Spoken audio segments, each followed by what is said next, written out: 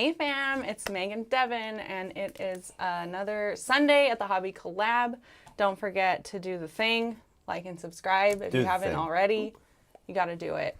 Hey Devin, it's been a minute. I know, it's been a minute. We're going to continue on with these Dino boys. It's going to be great. It's important that you're on the stream with me because you're helping me get better at my army, and so that I can beat Zach. Of course, because painted models roll better. So it's just a fact at this point that you're going to perform much better. So yeah, we're good. We're going to get this rock and rolling. The game is the game. I plan on going 0 and 5, but I do plan on going 1 and 0 in the painting competition. There we go. There we go. Yeah. So why don't I turn on the camera and we can talk about like what we're actually doing today? Yeah. That sounds good to me. Yeah, look at these Dino boys. They're so cool. Yeah, I was like asking you for help on the metallics today. Yeah, and then absolutely. I wanted to see like your feather process. But the metallics I really wanted you to help me with because I hate metallics. Okay, so full disclosure, I'm not a huge fan of metallics either. Okay, great. Mostly because, and this is going to be a little bit of a hot take here, I don't like that it makes people lazy painters. Oh, this is true. Right? Because I spent like years on the Luminette non-metallic.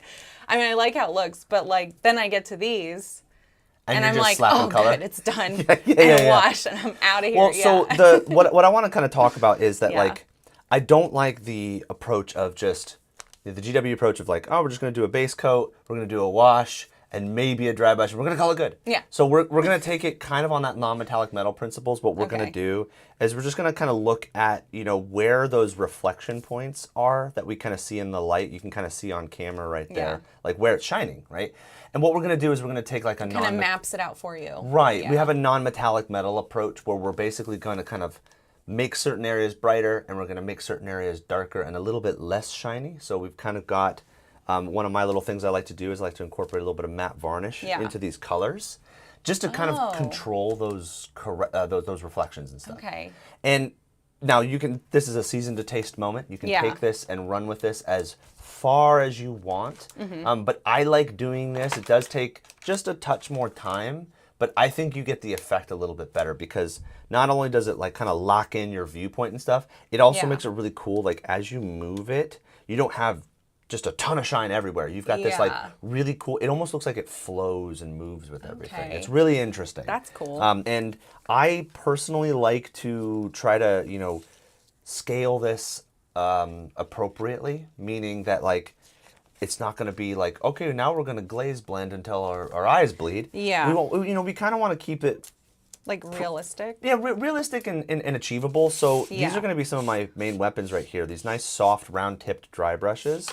And then obviously we're going to get the nice little, you know, round pointy sticks as well. Yeah. But what that's going to do is it's going to get things quick and it makes it manageable and achievable, but it also adds a little bit of texture.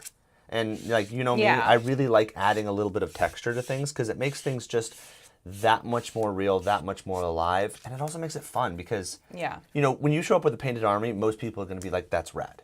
Then when they pick up the thing and they look at it and they go, whoa, like you can see interesting things, it makes it that much more fun. And that basically makes it a bit of a shoo-in for winning any type of painted army thing. Shoo-in, great. Yeah, that's exactly what I'm looking for here. Right. So yeah, we're going to kind of look at all of the different metallic bits on all of the Dino boys over here.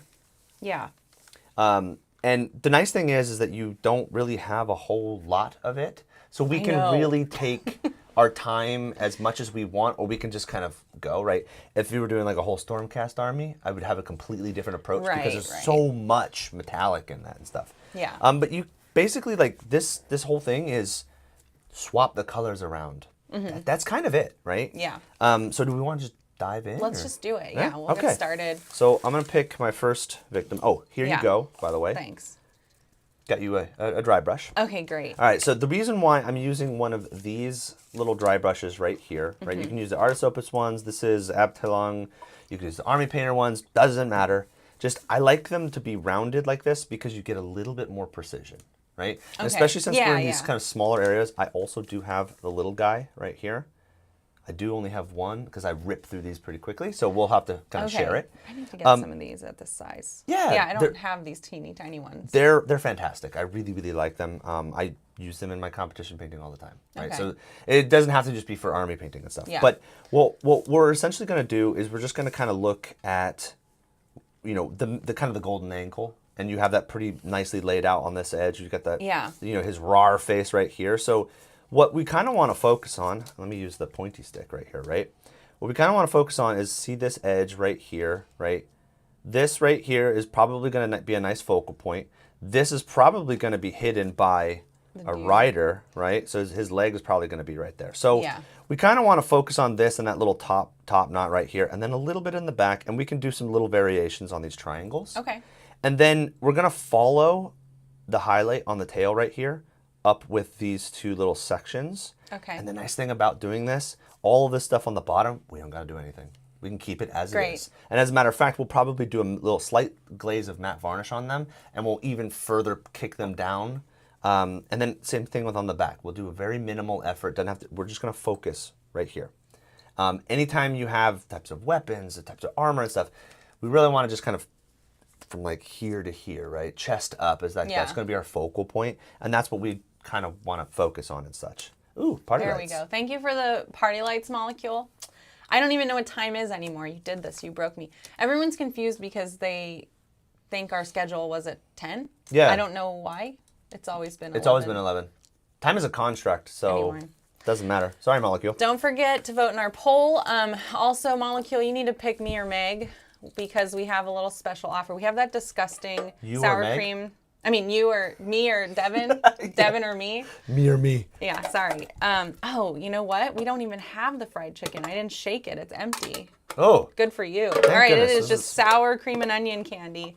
Oh. So you gotta pick one of us, Molecule. Well, I got enough of that with that We do this to each other. Yeah, it's horrible. We do this to each other on the game stream. We never do it on the hobby stream, so we want to try and make sure that you don't miss out. Perfect. No, I appreciate it. I love the inclusion. Yeah. So, Molecule, you have 5 seconds before I make Devin do it.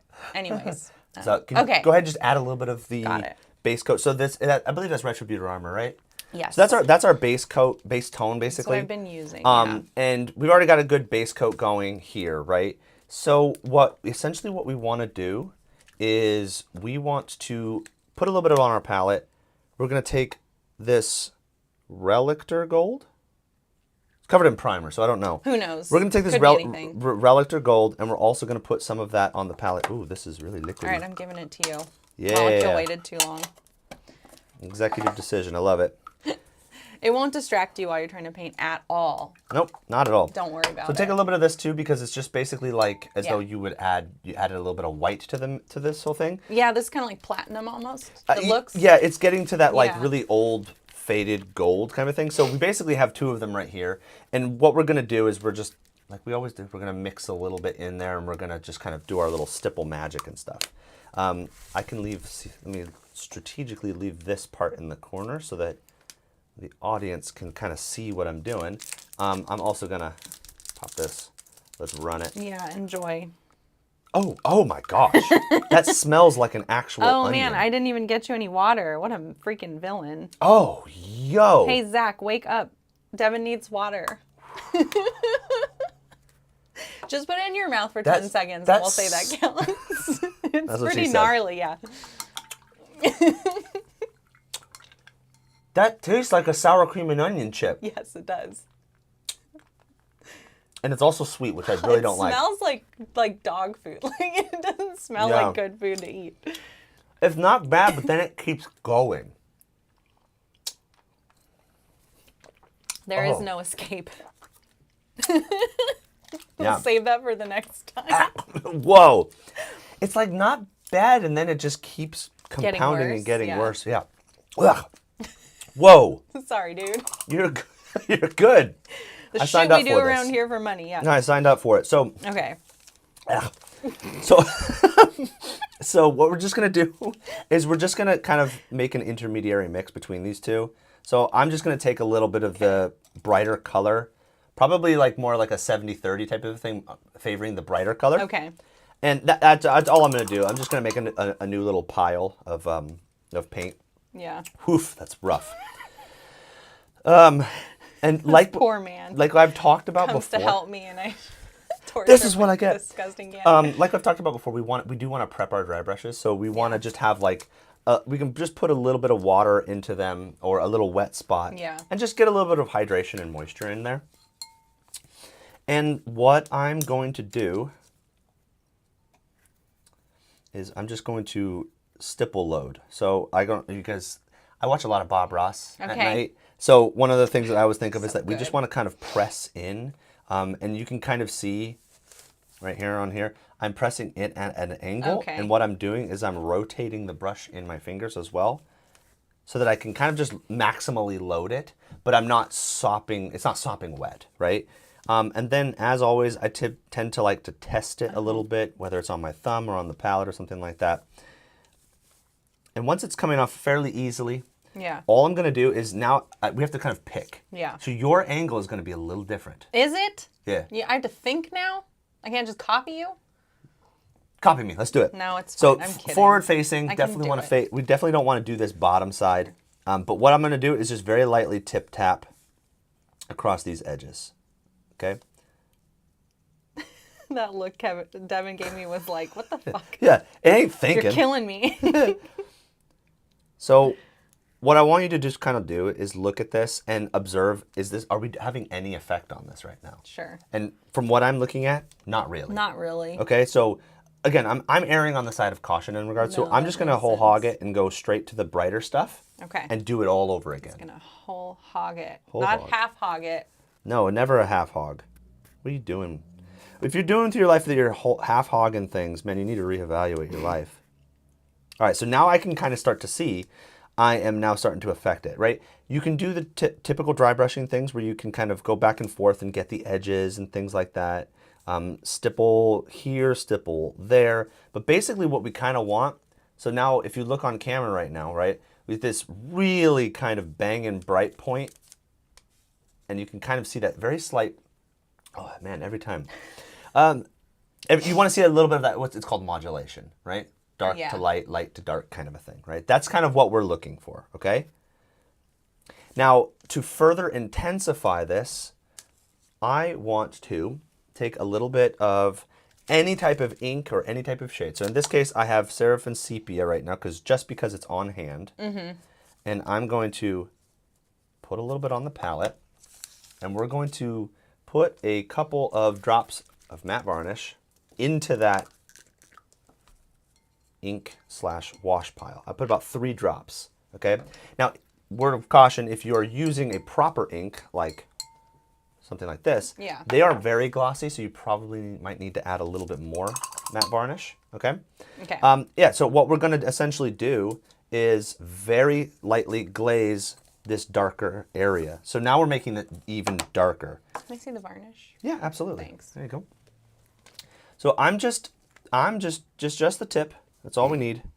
And just very lightly glaze it onto those darker areas. And the nice thing is, see these little triangles right here? We can kind of plop these in as well into those darker recesses. We're just boop-a-doop-a-doop into the little inner portion of this swirly do right here. And if we want to, we can further modulate and put a little bit on this bend. And what that's going to do is it's going to add a slight color variation, but it's still within the color family, right? Because we're in those like kind of warm browns, right? And it's also controlling the shine with that matte varnish in there. Right. And that's really the main thing that what we're trying to do is we're just trying to control the shine. So whenever we're painting stuff like non-metallics, or we're doing volumetric highlighting, like kind of what we did with the dry brushing and all this. We're not actually painting scales. We're not actually painting metal. We're painting the light, right? So that's kind of the idea of what we're going. So like, we're essentially just trying to control where that light is showing, right? Right. And now the nice thing is on all of the undersides and reverse sides, we can put this, and we can put this nice and heavy. Yeah. Because Nick Garcia is going to pick up my model. Yeah. Look at it all over the place. All over. That actually can sometimes be a thing within scale modeling, especially. They'll sit there and, do you have it's the 1946 tank of this region or whatever had 3,400 rivets, and you only have 3,336 rivets. I'm out. Yeah. That's not for me. I mean, it's for some people. That's not for me. Yeah, I mean that whole idea I'm is too lazy. We want to do accurate and everything like that, and I'm like, I just want to paint really cool things. Yeah, I just want to make shit up. Yeah. So with this step, use your best judgment. Just kind of feel it, like Mark said. Just feel it. And the one big thing I would want to impress upon you is that all of these inner recesses, we do want to kind of apply a little bit of a wash, especially on all of these little, tail bracelets, right? Just because we want to further intensify that contrast. Yeah. And the reason why we're kind of glazing this is mostly because I'm lazy. I don't want this to sit. I don't want to sit here and dry like crazy. No, totally. All right, so now. I'm also lazy. Yeah. So I appreciate that. So what I'm going to do here now is I'm going to kind of take a second to look at this, this Flava Flav like necklace that he's got going. And part of it is facing out this way towards the golden angle, but part of it is not. So now what I wanted to try to do is I'm going to load up my brush, and I'm just going to pull back towards this darker area, but I'm going to leave this top area here untouched, right? And we're further modulating this area. So this is going to slowly darken and slowly matte down in these areas. And the nice thing is I can just kind of come straight back in with this brighter metallic and just very lightly tip tap, tip tap, tip tap, tip tap. Yeah. Okay. Yeah, I did a little bit of that first. I'm going to go over it with the wash, and then I'll probably come back and do it again. And this is a back and forth process, right? So like you may do the wash first and then come in and tip tap and realize that, when you're dry brushing and stippling all of these areas that you've actually eliminated too much of the dark area. Well, you just kind of go back and recoat it. As a matter of fact, I actually like that process because what you're doing is you're doing like Photoshop layers, like with how you can play with the opacity and stuff like that. So now you're adding more depth to the thing. So yeah, this is really the main thing. And then the other thing to do as well are these top surfaces, because we're giants in comparison to these, and we're going to look from the top down here. So we want to hit these top surfaces as well. All right, so you get this little horn right here, and then these kind of top surfaces right there.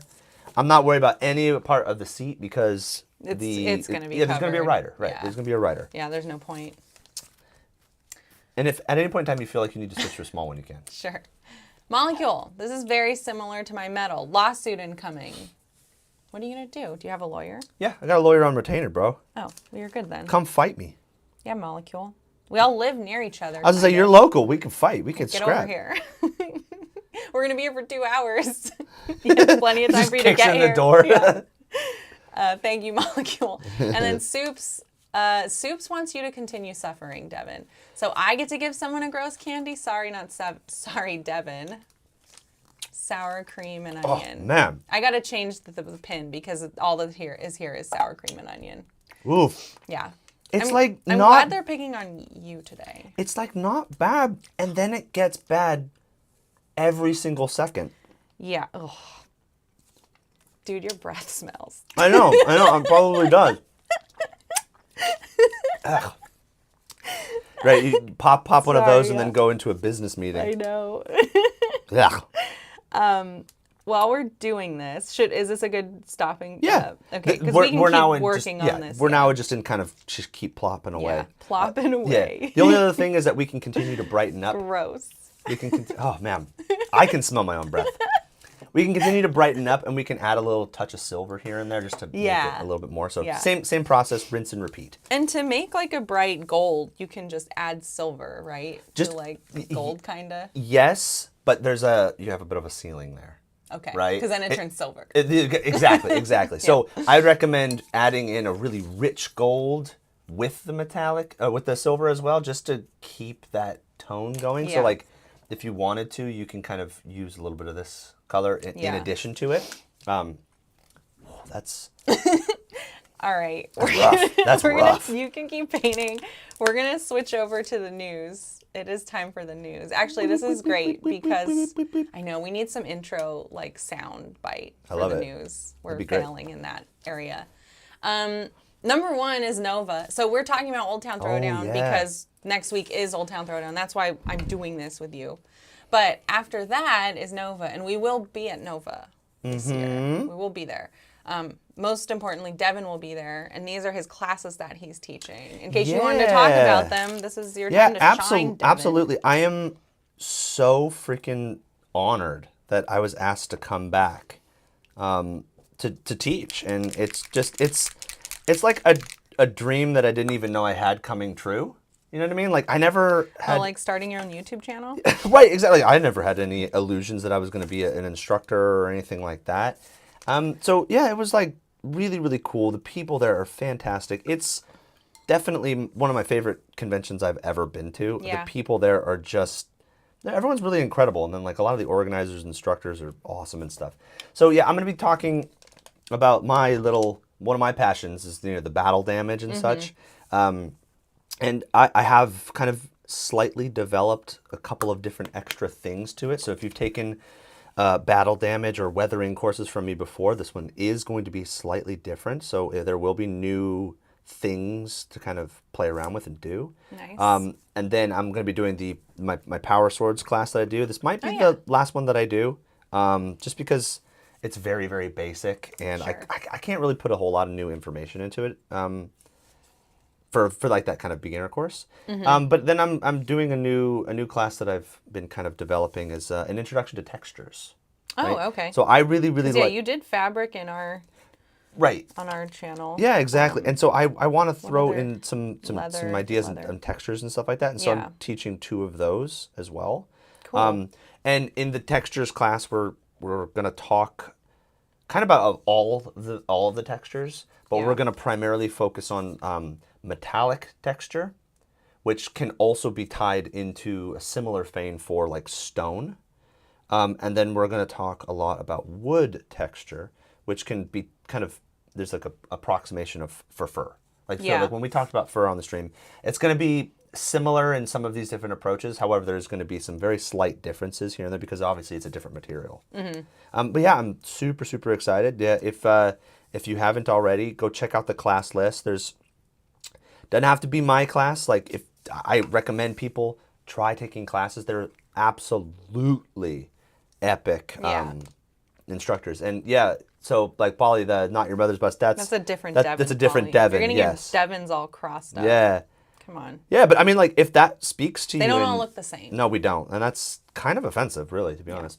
Now, if there's something that speaks to you, and you're like, I want to learn from the other Devin. If I want to learn from Dan Osborne, I want to learn from Eric Swinson or whomever, right? Yeah. I won't take any of that personally because they're awesome people, and everyone who works and helps on those things deserves to sell out their classes like so much. I've got one of my buddies who's another local here. His name is Derek. This is going to be his first time teaching at this really cool convention, and my other buddy Kyle is the same thing. My other buddy Bob, same thing. They're all first time teachers at that convention and stuff. It's really, really cool and exciting, and they're all teaching some really fun, interesting courses, along with a dozen or more other big names out there that are there. I can't remember off the top of my head, but it's going to be fun. If you're going to be there, say hello. Yeah, we're going to get there, I want to say like Wednesday. Yeah, so, I'm flying in Wednesday. Perfect. Okay, we're going to have a little meetup on Thursday, and unless, you're doing some other kind of hobby person meetup. We usually do our little hobby hangout. Yeah, what time? In the evening? Like, when is stuff over? Like on Thursday? Like around like 6, 7. Something basically, like that, we just go to, it's called the Generator across the street.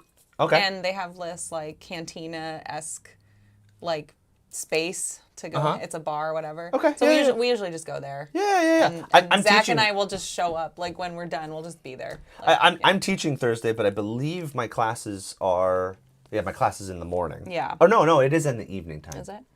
I should really know my. I keep getting these all crossed and stuff like that. So Thursday I'm teaching in the evening. Okay. Yeah. We always stay late. So. Well, right, like it's a convention. Like sleep doesn't really exist when you go to these conventions and stuff. For the week. Yeah, so are you tagged? We have our Nova thread started in the Discord. If you guys are not in the Discord, and you should join it. If you are, you should tag in for FOMO if you're not going. But yeah, you should tag yourself in, Devin, if you haven't already. I think I did. You did? Okay, great. Yeah, I think I posted some I can't classes. remember anything. Yeah. That's okay. You know I have goldfish brain. Did you know I have goldfish brain? I didn't know. Okay, yeah. I can't remember anything. It's like my character trait.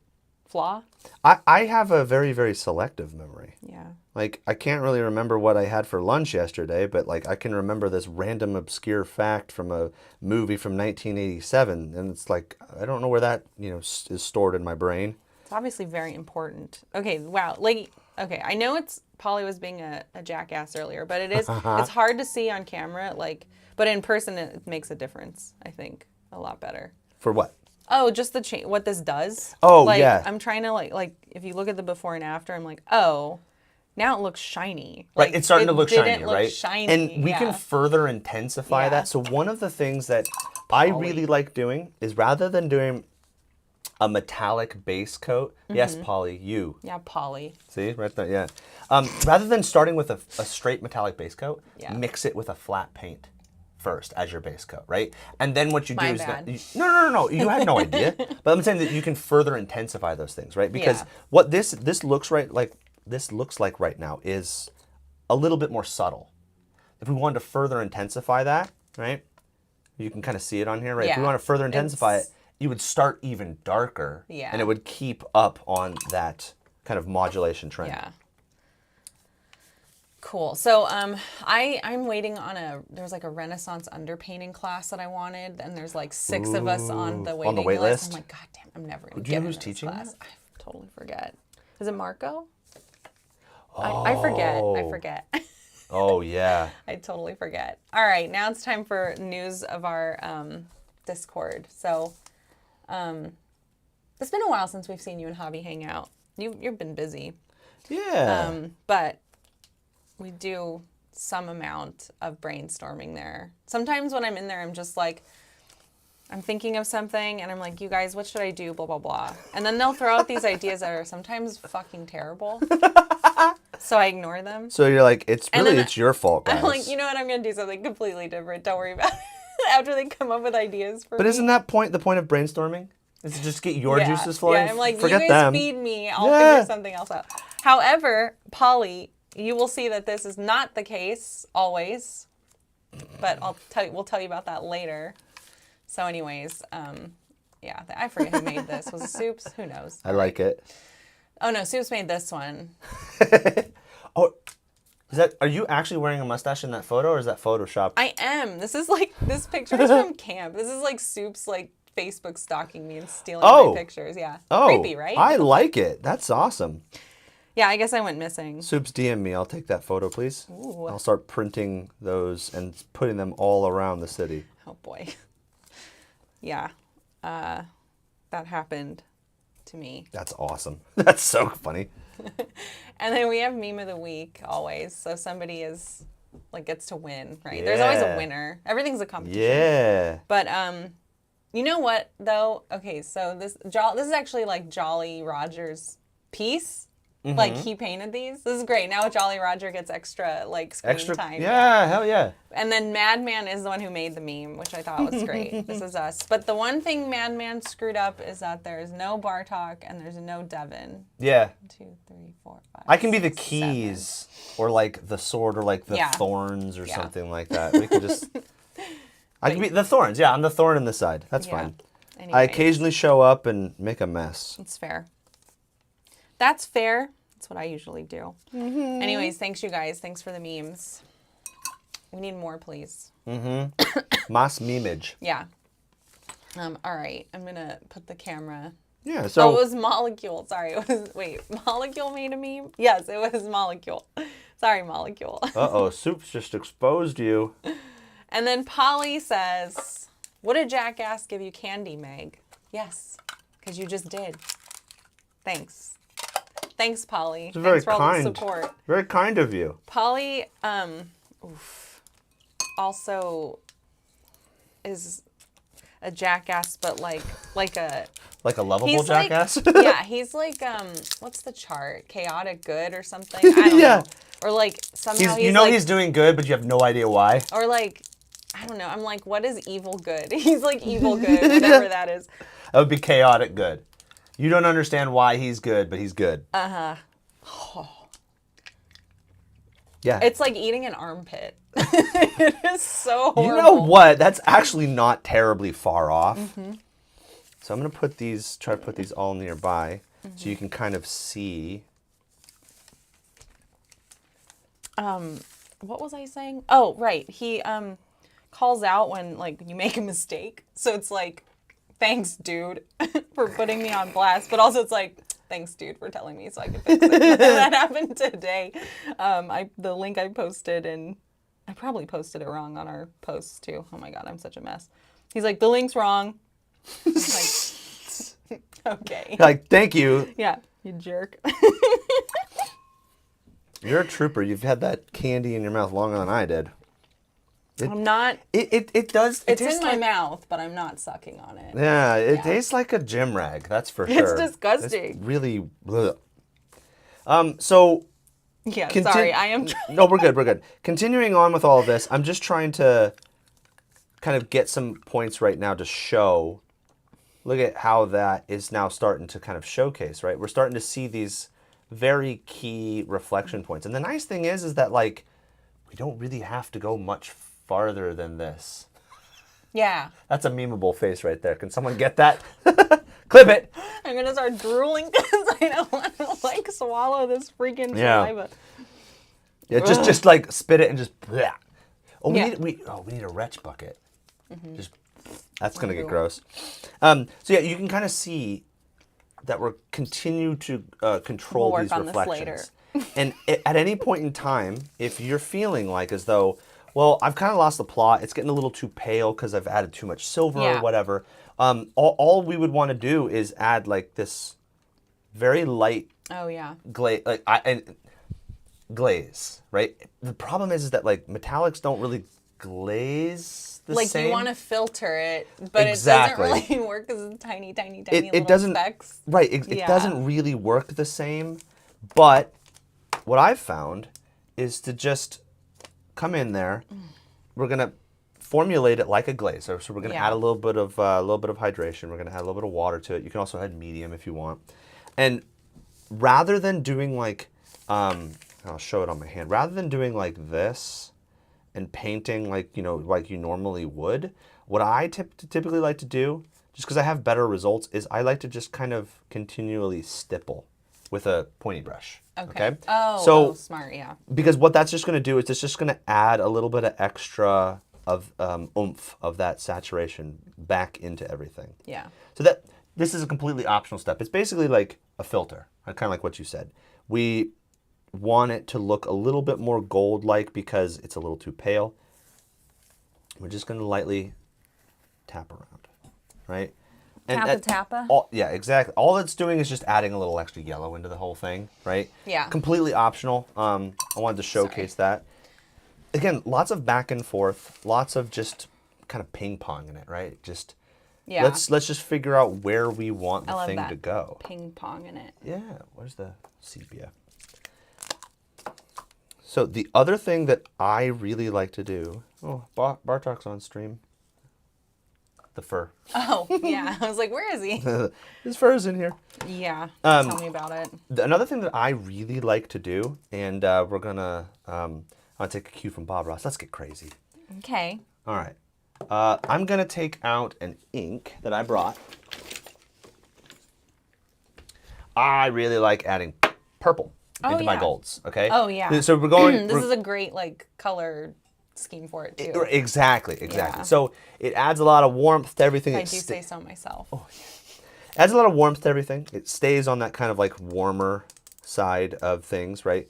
Now purple is relatively cool in comparison to yellow, but it's still a little bit more warmer than like something like a blue. But the other thing too is that we can really darken these shadows. So now what I'm going to do, let me pull the palette down. I'm going to do basically a very similar thing, but I'm using an ink. So this is, I need to be super careful with how much I'm adding. So you can barely see how much I have on my brush, right? And then I'm just going to keep mixing it in. Look how much it affected. Yeah, that's nice. Right?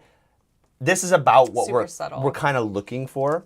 And we can do that again into the darker areas. Or, you know, kind of wherever you want, just a little bit of extra flavor. I like that. Okay. Right? I got to catch up. I like that. I mean, you don't have to be as fast as me. I've done this before. Like, you haven't done this before, right? Fair. So, I mean, yeah. I'm like, oh, if I get this done now, I don't have to get back and do it again. Yeah. No, don't worry. I'm cranking through these. It's fine. Like I said, whole hog. Whole hog. I only do full pig stuff. So yeah, I'm just going to go in there and add this little extra flavor into all the little recesses. And the nice thing is that because these are red and like purple based and stuff, it's going to really tie in pretty well. It's going to be a fairly harmonious color scheme because we've got similar colors within the contrasting colors. It's like it kind of takes care of that. Oh, it's reflecting the color a bit. Right. I mean, you could push it for sure, but it helps. You can always push it, that. But it does add a little extra oomph to everything, right? Yeah. And we can go even darker than this. So if you wanted to go more purple, you could. If you wanted to lean more in towards that like indigo, where it's really, really deep and rich, we make another pool of this same color. But now we have a darker section, right? And this is really, again, like I will say ad nauseum, is seasoned to taste, right? Mm-hmm. So we want to just figure out what it is we're trying to achieve, how we want to achieve it, and then how much time do we want to put into it. So like, here's his little Flava Flav necklace. You can kind of see, as I turn it, the reflection right here gets really big and bold and bright. But then as I turn it, you notice that the reflection starts to kind of die away a little bit. Yeah. Right? It shows up a lot better in person, and it's also still wet right now. Yeah. But you can kind of see that, like, oh, it gets a little bit more modulated, and it gets a little bit shinier and stuff. Mm-hmm. And the main thing is that on a very simplistic scale, this is just reinforcing viewpoints and, you know, kind of persuading your audience by forcing them to say, look at me, look at me, look at me, look at me, look at me. Oh, that's true. Whenever I'm doing any type of higher level type painting or anything of that nature, I always want to try to direct the attention. Yeah. Because that's how you get people to actually pick up your stuff and look at it and go, this is neat. This is neat. That's pretty neat. Okay. Did you say that when you picked mine up? I did, yeah. Yes. I like these. They're neat. And they're one with nature. This guy. Do you remember that meme? Or that video from like 15 years ago or something like that? It's called a nature walk on YouTube. No. Oh, like is somebody just walking and saying everything looks neat? Yes, that's kind of. No, I haven't seen it. It's basically like a dude pretending like as though he's a nature guide, and he calls it a nature walk, and he's kind of inept and incompetent about everything, and he's like, now right here is an aspen tree, and you can tell that it's an aspen because of the way it is. Harry Pepperbottom. Oh. Apparently is who that is. Wow. With the quickness on that one. I know. Thanks, Orange. Oh man, I remember, I loved those. That defined my humor for quite a while. Yeah. I don't remember those. I remember, what was it? You guys remind me who this person was. The cupcake guy and shoes. Yeah. Shoes. Oh my God. Shoes. Yeah. These shoes cost $400. Let's get them. Yeah, I mean, She's like, your feet are pretty big. And she's like, fuck yeah. I love those. I loved muffins, yeah. Yeah, yesterday, literally, me and my friends were quoting that last You night. really? Yeah. Because throwback. we were playing D&D, and so I had mentioned, because I was the DM, I mentioned something about blood, and my buddy just goes, blood muffin, and then we just went on a little diatribe of all that. Israeli Palestinian conflict muffin. Really funny. Very good. All right, I'm gonna Star Wars muffin. I think this is kind of like an indigo or close. Blue, Prussian blue. Oh, yeah. So that's going to make things pretty rich and dark, right? So I'm going to just play with feel free to add the purple if you want to, or just go straight into the indigo. It's really up to you. You okay? Or crisis averted. It's all right. Listen, if you ruin one of these, then it's like, you know what? I couldn't enter because Devin ruined it. It's not my fault. Yeah. Then I have no pressure. Place the blame on me. I'm fine. Yeah, it's great. I'm the firstborn in my family. That's okay. Too. I'm used to it. Yeah, it's always our fault.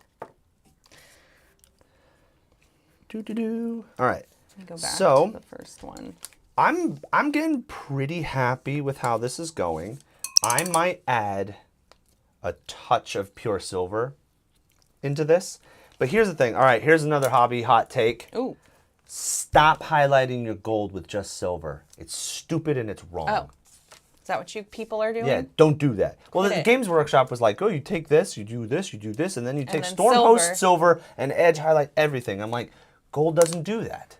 It doesn't do that. Like, that's not how the material is. Like, when people say, oh, yeah, it's a golden scepter, and then they put a bunch of rust and verdigris on it, and you go, I hope you sent them an actually fan mail. I really hope like handwritten fan mail? Actually, guys. I had to let you know. Yeah, so stop doing that. Yeah. You can use pure silver, right? Use it, but we need to use it super sparingly. So let me find, this one right here.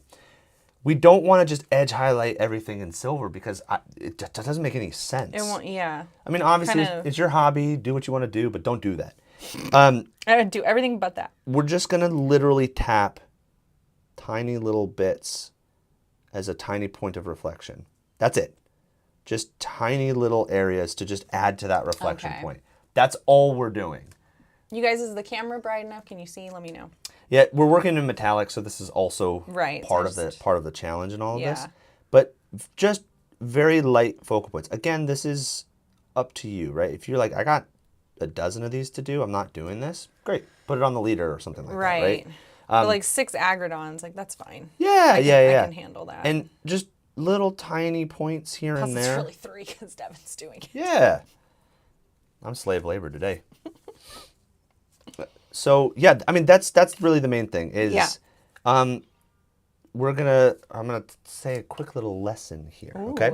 So one of the things that I've learned throughout both my trial and error and through different instruction and stuff like that is, especially when you're painting any type of light, so non-metallic metal, true metallic metal, anything like that, volumes and stuff, is that your brightest brights will always win. Full stop, end of discussion, no further questions, Your Honor, right? The light will always win. Yeah. So if you see those like high-end non-metallic metals where they're like got the reflections of shit in there and stuff like that, if you look at them and you examine them, there's actually nothing but that like the brightest like white or off-white in those bright areas. There's no, you don't see trees in there because the light is winning.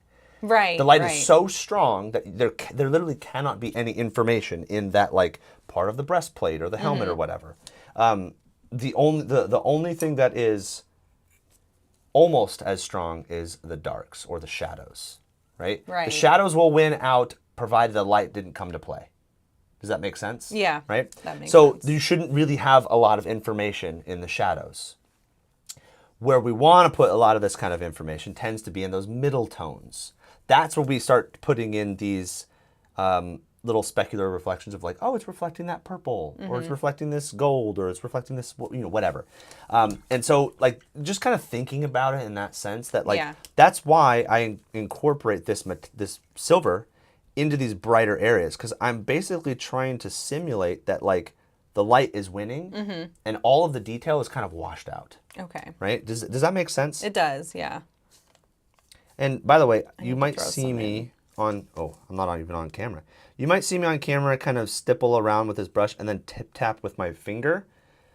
The reason why I'm doing that is just because with metallics, they use mica. It tends to be kind of thick. And so what I'm doing is I'm stippling with it, and then I'm flattening down any texture that I might have accidentally created.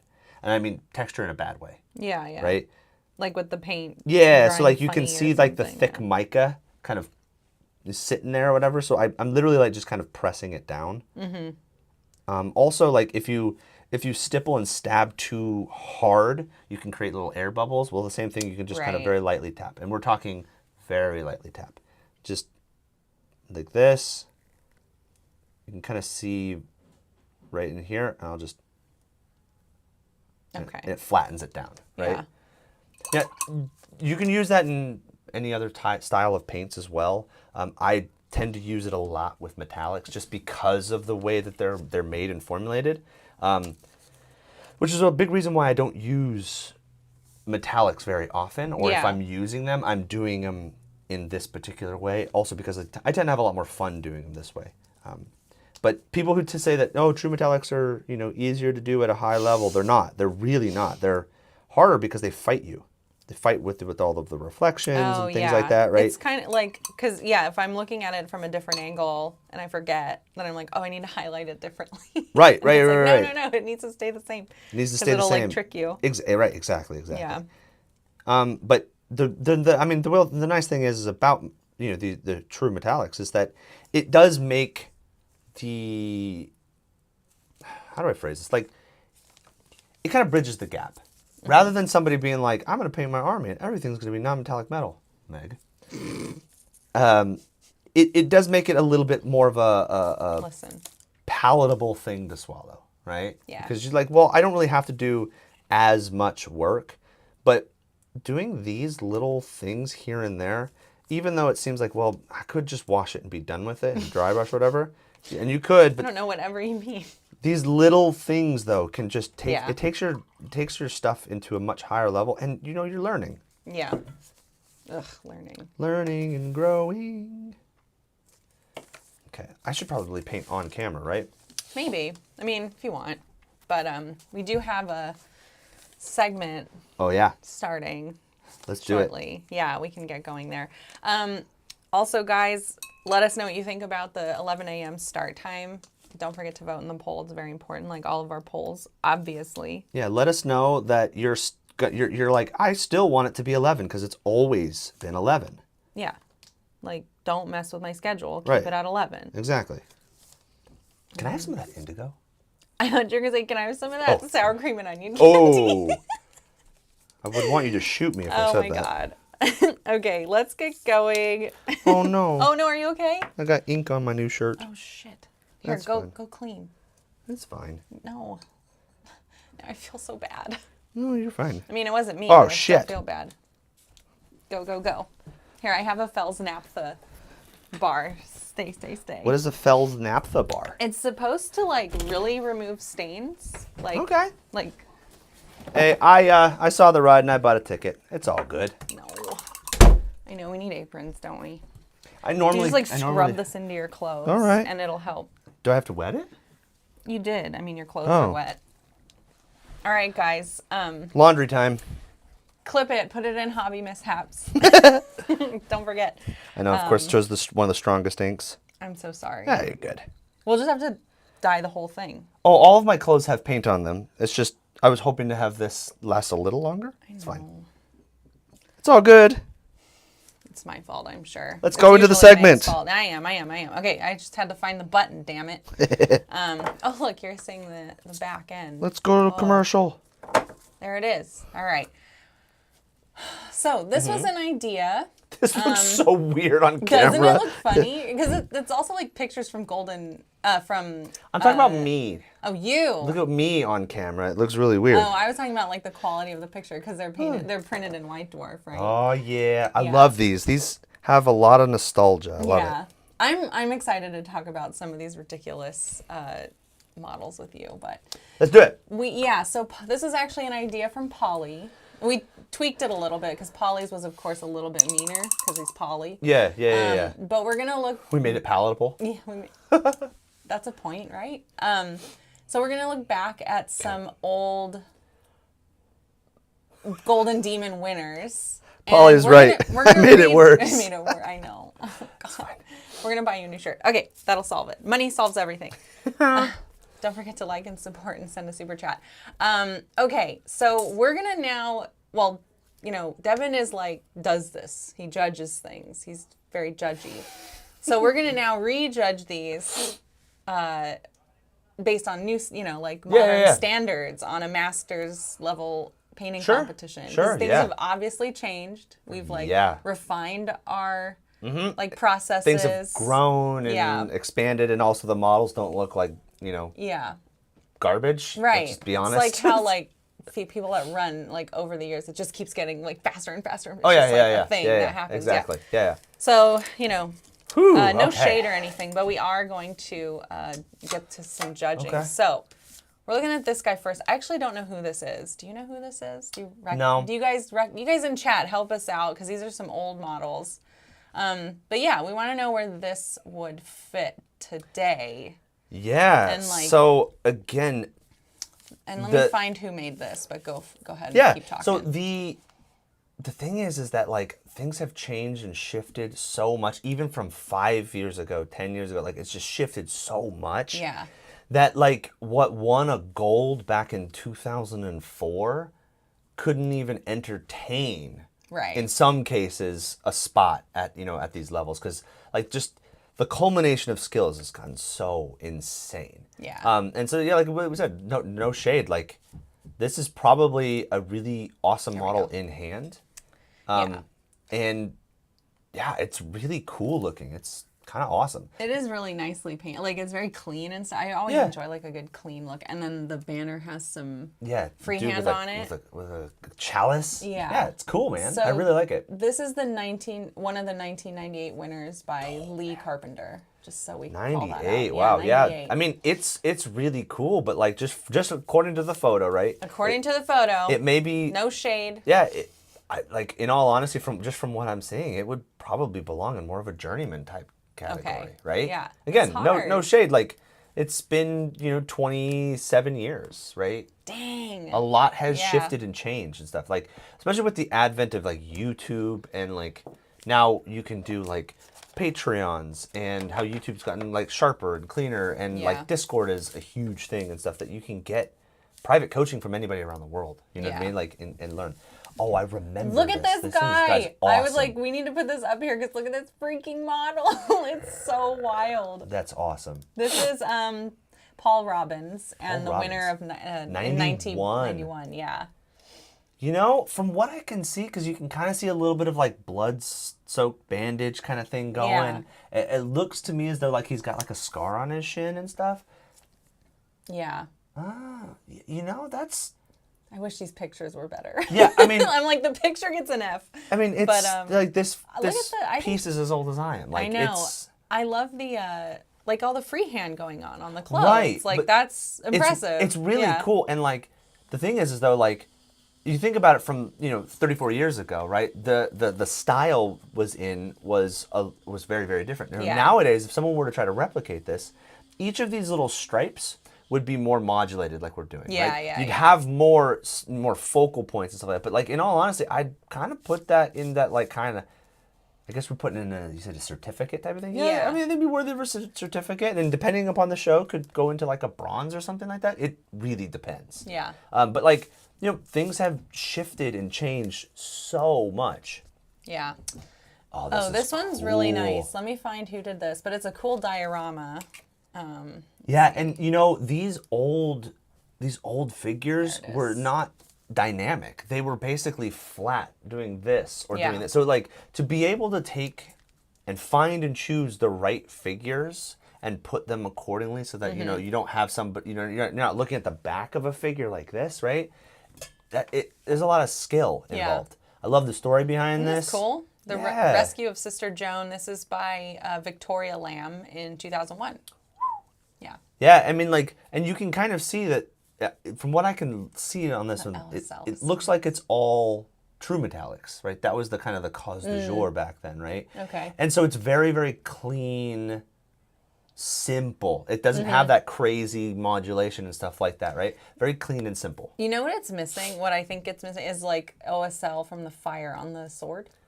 Like there's no orange. Right. Now you've got this kind of little halo around it, right? Yeah. And you can kind of start to see, but like if it's shiny, it should reflect, right? And so this is really, really well done. It's really cool. And in all honesty, I think a lot of people couldn't do it that well today. Yeah. But there's like these little extra complications. I mean, like if I were ranking this, it'd definitely be probably in the bronze to silver. Yeah. I'd probably lean a little bit more silver because the OSL makes it silver. more compelling with the painted backdrop and the moon and stuff. Yeah. All right. Next. Ooh, this one's so cool. Boy. I love the cavalry. Like, there's a lot of cavalry in here. Because I think cool. I don't know. I love seeing how they, like, people do their banners. Yeah. It's one of the painted horses. Yeah. The little spots or whatever. Oh, yeah. This is an Appaloosa cool. Appaloosa? painting. Nice. Or the dots, the, like, spots. Yeah. So I'll find this. So, like, immediately you've got the texture pattern of the fur, right? And especially when putting texture or patterns in texture like fur and hair and things like that, that helps you immediately go into the like, oh, I can tell what type of horse this is. I didn't know what the name was. Thank you for that. And then you got the freehand in there that tells a story about like some sort of nobility, right? Because you've got all of the like the kind of ornamentations on all of this and such. And there it is. Okay. From what I can Paul see, McCarthy, 93. Yeah. Now I can't tell if the crest of the horse's helmet, if that is actually sculpted in texture. It probably is. Probably a little bit. Because these are probably the old like white metal pewter models and stuff like that. But the rendering is nice. Yeah. From what we can see from this white demon. Yeah. image. Yeah. I mean, like, so another thing is that like black lining was a really big thing. I mean, it is still now, but like they use literal black. So things started looking, it was kind of like almost slightly comic booky because you had black separating everything. And now I like to call it dark lining. You're just using a dark color that's existing already to make it look, it blends a little bit more to keep that separation. I mean, I certificate of bronze for sure. Okay. Let's do that. It's well done.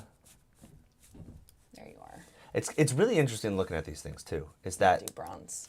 We see like these figures, we see less composition like in that figure, right? It was just on a gaming base, right? Yeah. And now we go into this one and we can see more actual like artistic competition from, like, look at the difference. Dude, look at the freehand. Right. Like, this is Matt Parks in 2010.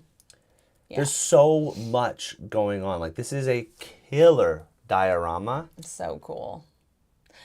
The picture I saw of the Gargant front was less impressive. Okay.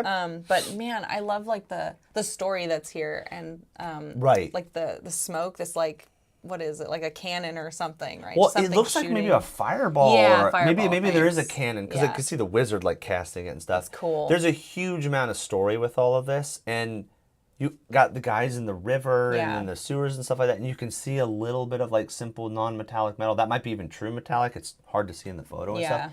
But what I really try to impress upon people whenever I'm trying to get people to like level up their painting and stuff is that I want to see consistency if I'm judging a competition. So I don't want to see this part is at a skill level of 10 and this part's at a 4 or a 5 or a 6. Yeah. Right? I would rather say everything is a 6 or a 7 all the way around, right? Because it's like you saw what you could do and you nailed on it. All right. If you spent 100 hours on just the banner, for example, but then everything else falls apart, it's really not a whole complete piece. I'd definitely silver it. I love it because the thing is, it's also a diorama. Diorama has you want to tell story and just kind of convey something other than just like, look, I painted a really cool thing. Right. Okay. Cavalry. More cavalry. Love it. Yeah. Super cool. This one, it's not too far off from the last one we looked at. I want to say quality-wise there. I think the photo is better in this one though. Yeah, for sure. Paulie saying black lining was really important on old models where the border between the pieces was very undefined. That's super true. Fair. So I started painting in 2017 and I was gifted an old model from like 91, 92 or something like that. And I painted it. It was an old, maybe it was 2001. Yeah, it was an old Space Wolf model with a hero or whatever, horribly detailed. And like you couldn't tell what anything was. So like as I'm painting it, I go, what is this? And it turned out to just be model flash. But like it was so not well defined and stuff like that. Right. This is sort of similar, I think, to the last cavalry we saw, which I probably put it in. I put it in that same kind of category. This was Jacob Nielsen in 1999.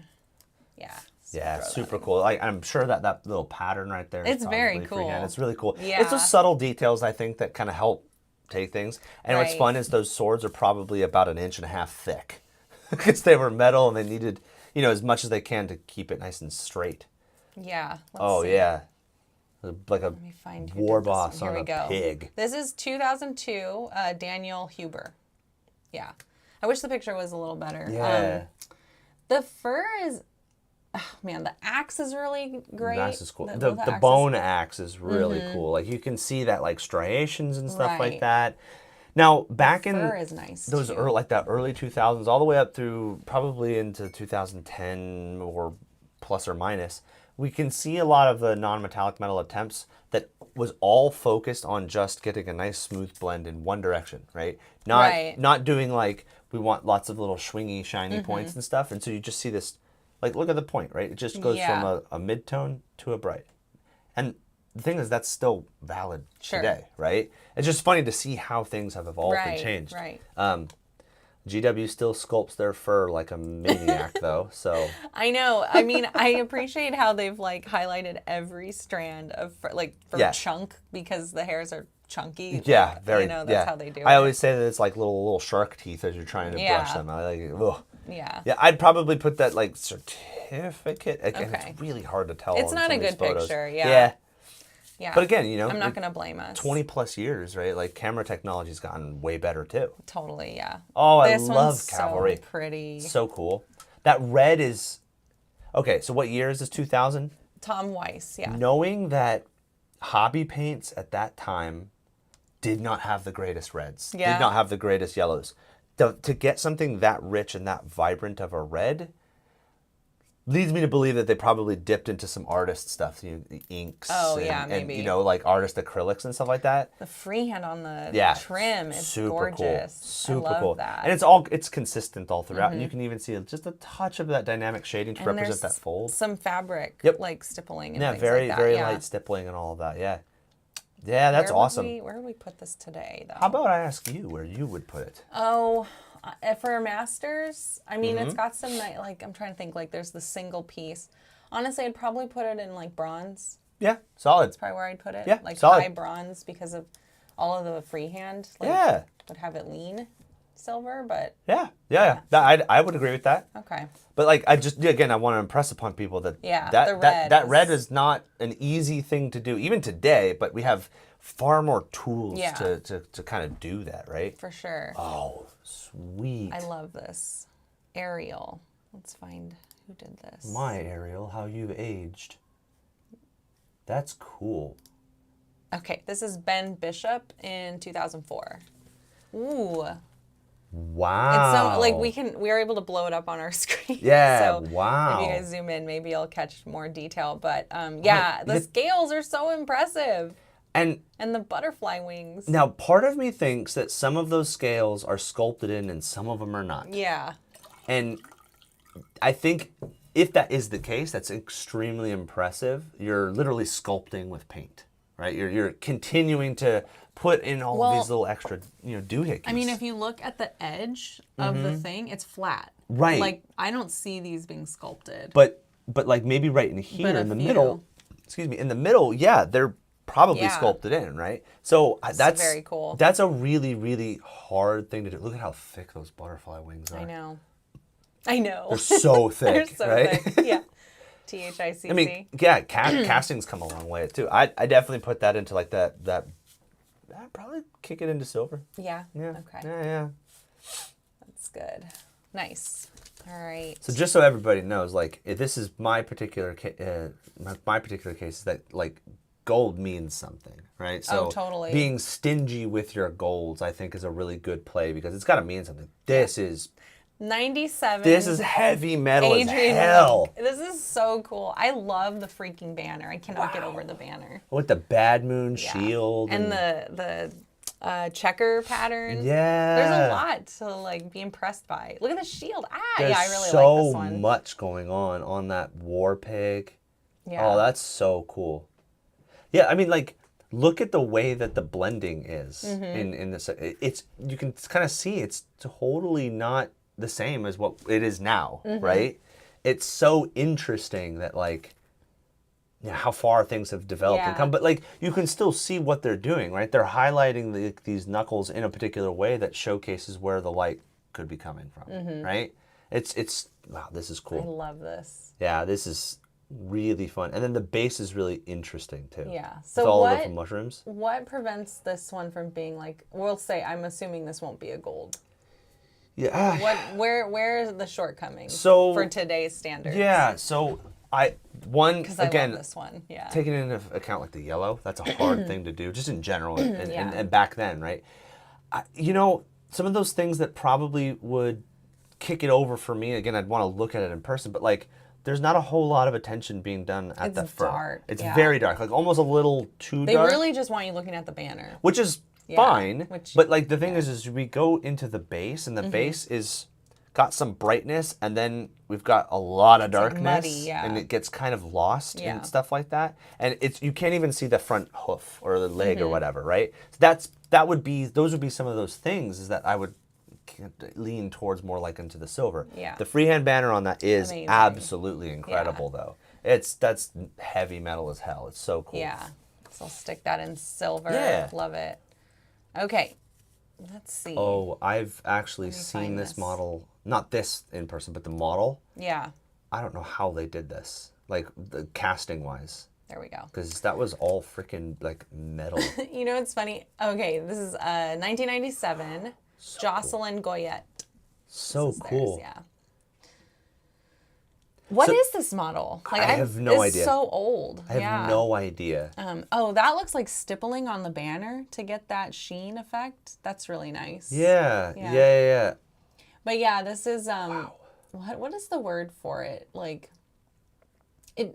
I want to say dated, but not in a bad way. It's just like this model it is very dated. It's like so dated, yeah. Like it's almost like they wanted like Tyranid wings. They wanted to do like a Chinese dragon where it has lots of the motion and swoops, but like being able to get it cast, right? That was a huge thing. Like the only way you cast was in metal, right, at the time.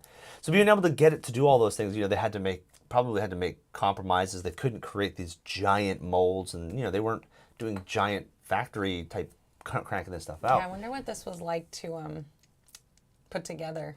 Yeah, probably a nightmare. But you didn't know any better. Yeah, where would we stick that today? I like it. The thing is that pulls me a little out of it is that everything is highlighted to the same degree everywhere. Yeah, again, that's what it is. That's the style, right? Like the tail on the very, very back has the same level of highlights as up here in the front. Sure. And you can see a little bit of shadow modulation and stuff like that, but like there isn't enough, varying degree of all of this. And also, this model is insane. There's so much just kind of going on everywhere. Yeah. Certificate, maybe? Certificate. That's kind of where I'm leaning at. Sure. All right. Next. I mean, I wouldn't want to paint it. This guy's cute. Yeah. Yeah. That's cool. I love it. So I don't really like painting like the half elves and stuff. But I love people who do because the people who do genuinely love it and they make them look so fun. This is 2005 by Tim Lyson. Yeah, and that sword, that wooden sword. Yeah, Who would that even kill? I think it's supposed to be like he's like someone on the head. Yeah, I think he's supposed to be like a kid. Yeah. You know what I mean? Okay. I mean, the fact that you've got the little rosy, ruddy kind of thing on his nose, and you've got the freckles just in and of itself, is really, really cool. And I'm looking down here on the sword. I'm wondering if some of this wood grain texture is actually sculpted in. And then kind of painted along with all of it. It's so cool, though. Yeah, nice highlighting on the pants, too. And I really like the base. Yeah. I don't know if it's painted, right? Like, people need to paint their bases. Well, again, right? Like, I don't know. They made that probably wasn't the thing in 2005, right? Yeah. So where do we stick this guy? Honestly, that's really, really fun. And I probably would put it into the bronze. Okay. Because it's simple. It's, like, well executed in everything that they tried to do. You know what I mean? Whereas, like, when you start getting down towards those lower levels and stuff, like, things start shifting and changing and stuff. All right, here's a gold. Just because of the model, Nagash. There you go. All right. Look We'll at go old gold. Nagash. We'll go gold. I'm just kidding. But I freaking love this model. Look at it. It's so dumb. The painting is not dumb. I'm literally just talking about old Nagash. He's like T-posing it up. Yeah, it's he's great. like another techless. I'm so glad they changed it. But yeah, what are we thinking here? I'm trying to pull up the bigger picture. Yeah, I want to wait for the look big at. picture. There we go. Yeah, it's silly. 03. It's like very blurry. Wow. But this was a 2003 Nagash by Florian Kniep. Kniep. K-N-I-E-P. Yeah. It is hard to see a lot of the detail with the quality of this picture. Yeah, and you know what's funny is like knowing the Nagash now, how it's this big, but that thing is probably, you know, less than 6 inches teeny. tall. Yeah, it's tiny, you know. Is it? It's converted. Okay, from a Catan Nightbringer. All right. Oh, it okay. is Nagash, but like that. Okay, it's that's still pretty clever. Freaking silly. Yeah, like, look at him. And just, the really old one also looks very silly. Oh yeah. So it's fine. It doesn't matter. Like in the old 40K Magnus, if you ever look at Magnus, and he's just like, and he's got demon. like an eye, huge eye that takes up it looks 90% of his head, and he's just like this. It's great. So I was like, oh yeah, I don't remember him looking like this, but I believe it. This is really cool. I mean, so obviously I didn't know about the conversion portion of it, but I'm sure people of that time were like, wait a second, I understand it, because I do recognize this now that it mentioned it. This part of the cloak of being the old school Catan Nightbringer. So it's like, I think it's a really good conversion work, right? Like there's no 3D printing in this. This is hand sculpted, right? But it's extremely dark. Yeah. Right? It's fairly flat in some areas. But again, like, you know, we're looking at a bad image and stuff. So that if I were doing that, it'd be like Certificate or Journeyman, maybe. Let's stick it in Journeyman. I was kind of thinking that too. But it's like mostly the picture's fault. Yeah. I can't really. Yeah, it's not really fair. I just had to show it off. I kind of feel bad about that because it's like I'm not getting I'm not actually getting the thing, right? And then I'm also using 2025 standards for something from 1997. Oh, snap. Yeah, 2004 by Marissa von Sonhan. She's even riding side saddle. Yeah. That's cool. Wait, no, I'm sorry. That's the character. By, let's see, Bonament Thibault. Yeah. Sorry about that. Look at you can start to see the beginning of the non-metallic. I know. Right? Dude, look at the freaking freehand on the cloak. I can't get over that. Yeah, super cool. Oh, it's so pretty. And this is all that snow is probably just PVA and baking soda. Yeah. Right? And then they might like have added just the smidgest of white to get certain things brighter and stuff like that. No, this is really cool. I mean, like, it's super cool. You can see that there's a composition kind of going in there. Weird pose for the model. The model itself is goofy, but the story is you know, kind of walking up, and she's riding side saddle, right, which is already weird enough as it is, and then she's leaning back, and then she's got a sword. It's a very strange pose. It's a really weird pose, but this is beautiful. You know, I think probably weighs a ton too. Yeah. Where would we stick it? I'd ride silver for sure. All right, for sure. Nice. And if if one of like a fellow judge were to make an argument for potentially into the gold, I'd listen. Yeah. Oh yeah. Cute. This is a Trogdor. It says Trogdor. Wait, hold on. It says Troll Trogdor Neck Snappa by Todd Swanson, and this is 2007. Okay.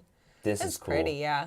This is really cool. This is like definitely leaning more like new.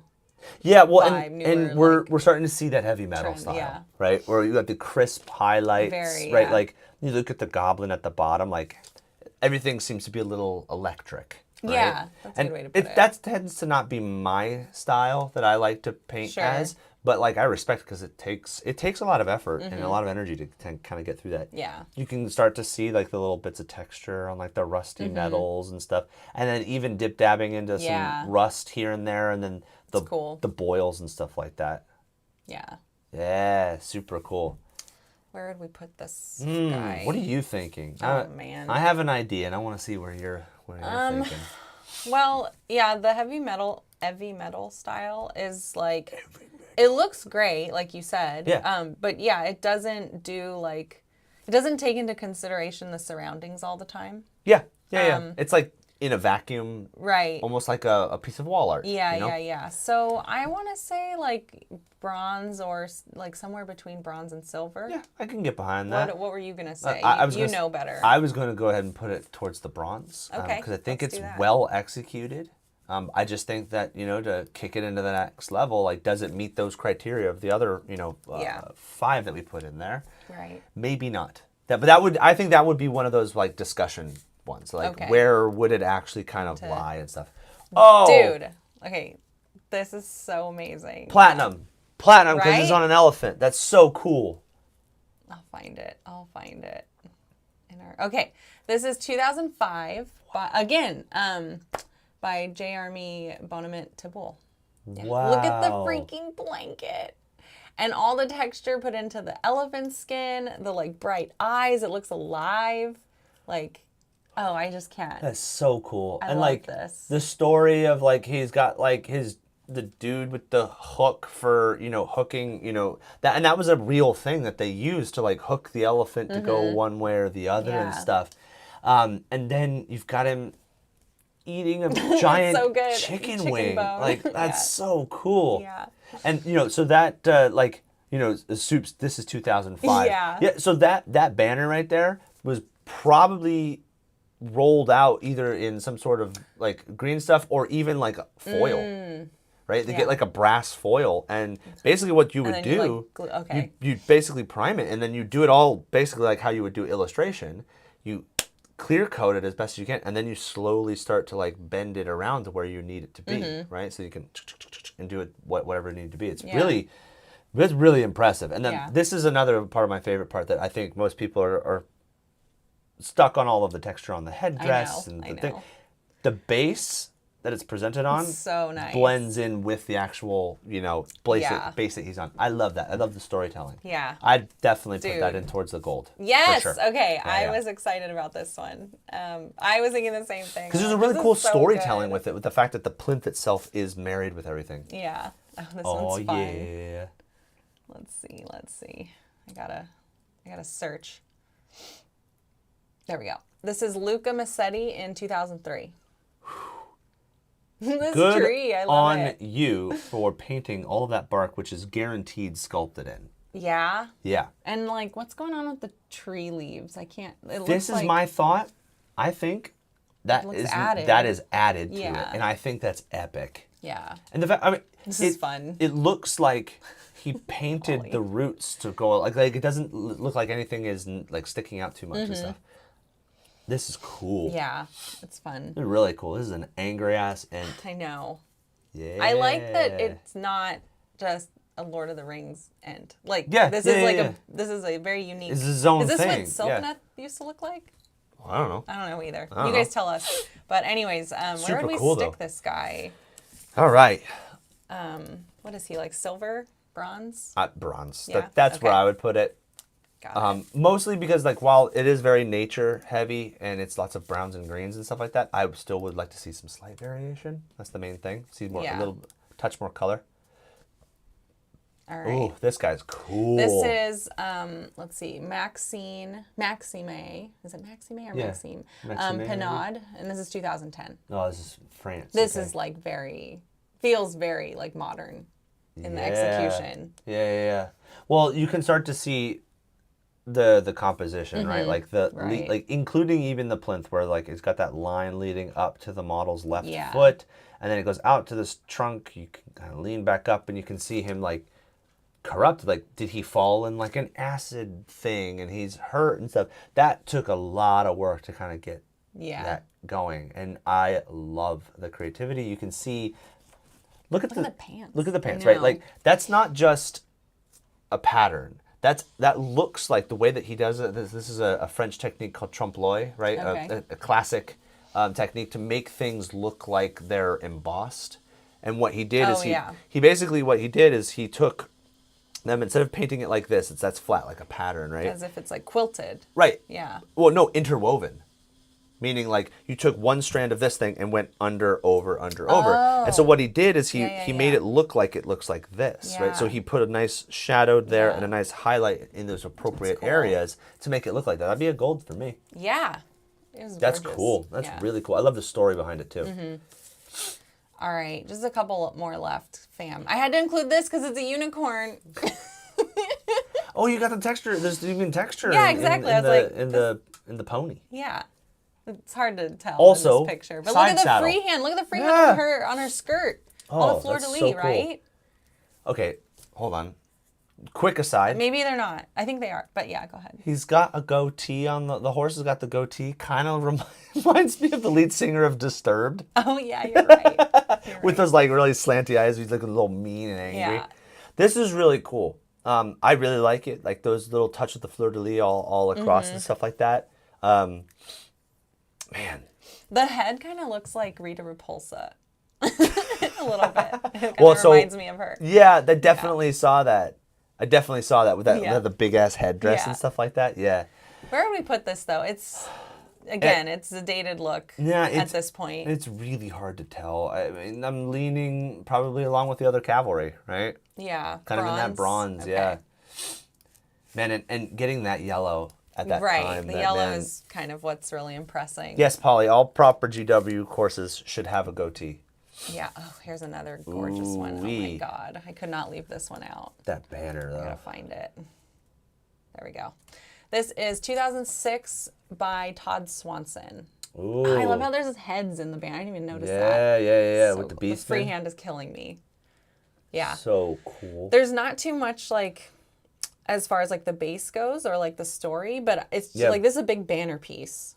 So I don't know where you would put it. Okay. Yeah. So this is on the highest end for sure. Mm-hmm. However, one of the biggest things is that like, yes, it is a banner piece. It is definitely not like, look at the model. Yeah. But the problem that I have is if we try to look at the model, it's lost. It's really lost in all of that, yeah. which is unfortunate because when you do see it, you've got these beautiful fades and lines and highlights and things like that.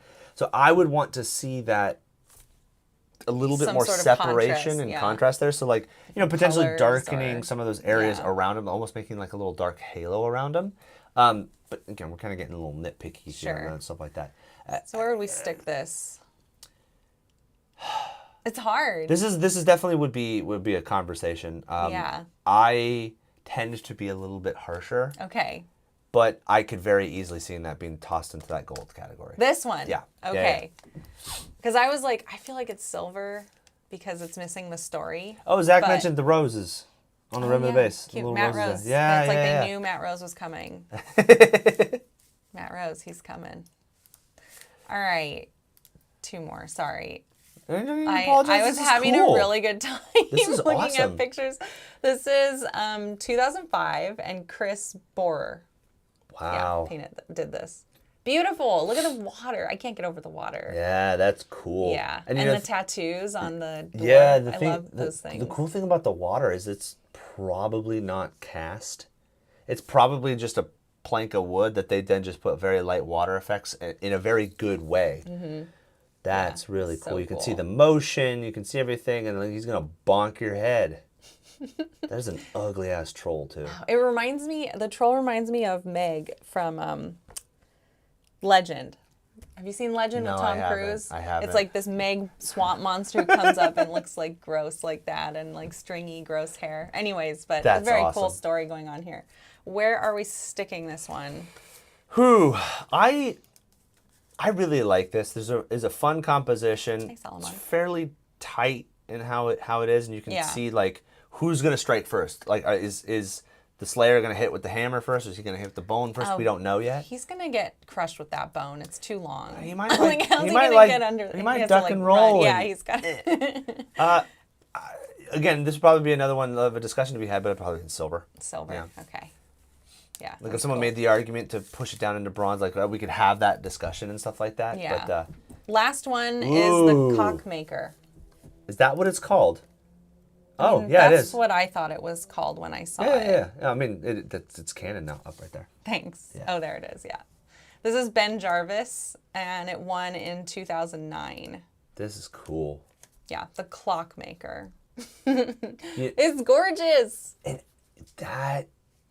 that rifle looks fabricated. I know. It looks like it was fabricated. Like that wasn't something that existed, and dude made it. I know. Wow. That's really cool. I love the pile of books. Yeah, this is just such a fun it shows story. Scale. Like it shows the scale. Like if you were to like be in real life or whatever on top of these, like I don't know, he'd be like kind of tiny, right? That's really cool. Gorgeous. The clothing looks so nice too, like satin almost. Yeah, it's really muted in everything, but everything is highlighted appropriately. So even though it's a really like kind of soft color scheme, we've still got a lot of good variation, and you can see the wood grain that he did in there. And like I said, it's just probably a fabricated like rifle of some sort. So there's a lot of skill that goes into that. Same thing with all the books probably too. That I would put 100% silver, probably teetering on the edge of gold. Yeah. That's kind of where I'm at. So you can make that executive decision. Let's put it in silver, Yeah. I think. Yeah, okay. Cool. So, awesome. yeah, those of you that got here late, go ahead and rewind a little bit. But we went through a bunch of Golden Demon so cool previous winners and reapplied today's judging standards to them. Yeah, nothing like a nice little harsh bit of judging. Yeah. we love judging things. Yeah. Polly, this was your idea. It's good enough. It's his fault. Yeah, get over it. Yeah. Thank I'm you for fine the with that. idea, Polly. Yeah. That we were able to work with. So, should we do more non-metallic metal or should we try a feather? Feather. How are you feeling? Yeah, let's do some feathers. Okay. Okay. Yes. All right. So the nice thing about these feathers is these are not part of the creature. These are strapped on. Yes. So we can do whatever the hell we want. I know. So the hardest part is really figuring out what you want to do. Oh, I didn't even clean my brushes, Oh my guys. God. What a monster. Oof, that's okay. They're dry brushes. They're meant to take a little bit of a beating. So here's the thing, right? These feathers are probably some of the better ones that GW does. But they sculpt each individual little line of the feather and stuff, which makes it a little difficult. Okay. I'll be honest, right? So what we're gonna want is something that has a fairly sharp tip to kind of get in there. But let's kind of just start picking a color to put on these things. Okay. So with this red dino boy, I'm thinking let's do some sort of blue. That'd be kind of fun. And I'm going to do like a dark blue, light blue. Right? Okay. We don't have to go to completely different colors. And as a matter of fact, I would almost even recommend against it for ease of use, right? Just dark to light in the same kind of color family. So I'm going to take this. I should put that. I like that blue. Bloop. And we're going to kind of have a very similar kind of approach, right? This tends to be how I like to paint. We have a nice little bright blue here. And now we've got a nice contrast between the two, and we can mix to our heart's content. We don't have to go too crazy. And if we want, we can put a little dab, oh, this is a good one too, of this like white gray that has a bluish tinge to it to brighten it up if we were wanting to, right? How do you feel about orange and yellow? I love them. Yeah, Okay. we can work it. We can make it happen. I would Like probably basically orange with a yellow yeah for highlights, or not really. So okay, we can do a couple different things. I'm going to show you kind of my idea for this. Okay. That I'm going to do, and then we can always do what you were just doing. Like you base coat the whole thing orange, and then you highlight with yellow. Totally fine. Okay. My main piece of advice with all of this. The only reason I'm saying that is because I wanted to mix up the colors. But Yes. it's purple, so I can do blue on purple. No, absolutely. We don't have to do blue. Okay. But I'm just going to show you the methodology. We can change the colors, right? Look up a reference photo. That's a big thing of what you're trying to achieve. But what I want to kind of do, right, is just get some color on there. Bloop, bloop, bloop, bloop, bloop, bloop. Okay. So we're doing a base coat. Yeah. Just of whatever you're wanting. All right. And then you kind of have a couple of different options here, right? You were just saying that you wanted to do like kind of yellow highlights onto that. Red. We can go ahead and do it. However, I want to show you just something a little bit more complex that Great. can be fun to try out. Do you want to do it on all 6 of these guys? Maybe not. And which is going to be like a little bit of wet blending. Okay. So that we can kind of get these little fades and stuff. So Yeah. again, getting a reference photo of what you're trying to achieve is, I think it's kind of an underrated thing, right? we see feathers and we see these things all the time, but you may go like, oh, well, they're going to kind of blend this way or look that way or whatever. And it may be the exact opposite from what you're remembering, right? So oftentimes feathers will have brighter areas on the inside by the quill. Sometimes they'll have them on the outside, right? So that's kind of what I want to say. Just like, what are you trying to kind of give a rough approximation of what you're trying to go? And for ease of use for these guys, I'm going to treat all of these feathers kind of as one feather and then adjust, right? Yeah. It's a little bit easier to kind of to go that way. All this paint is still wet. If I rotate it around, you can still see that shine. I'm going to load up a pretty decent amount of that kind of powdery blue. And this is my pointy brush that isn't super pointy, like it's kind of beaten up a little bit. Okay? And I'm going to, we want a lot of paint in here. We want a lot of paint, right? Because thicker paint is going to stick to the thinner paint. And what I'm going to do is basically apply big stuff into that like little ridge by the quill like this. And then I'm going to wipe off very lightly whatever paint I may have accidentally picked up. Okay? A little bit more. We'll just kind of tip tap into these little ridges. And the nice thing is once it's done, you're going to have a fairly decent blend. And we're not doing the sweeping wet blended. Have you ever done that before? I don't know. Maybe. Yeah, no, you're fine. But I didn't give it a name. No, so like what I mean is I'm going to let this kind of sit, let this kick it here for a little bit and let it dry. Let me put a couple little things right in there. All right, so what I mean is... Also, orange was a terrible choice for coverage. Oh, yeah. Oh, yeah. My bad. It's not your bad, it's your learning opportunity. Here's an orange-brown. Start with that first. Let's do that, yeah. So what I mean by like a sweeping wet blending, right, is if you're trying to get two distinct colors, one right here, one right here, a typical way to do this. Now, you have a lot of different like thinner air paints in here, right? Yeah. In my opinion, thicker paints work a little bit better. One, because you've got more body to work with. Yeah. And two, you have a little bit longer of a playing time with all this. But let's just kind of see what we can do here. And I'm letting this Aggradon dry. Let's show you on the palette.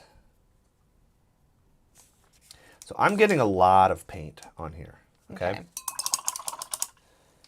Because I want to have a lot at my disposal. Doesn't mean I'm going to use it all, but I want to be able to have enough at my disposal here.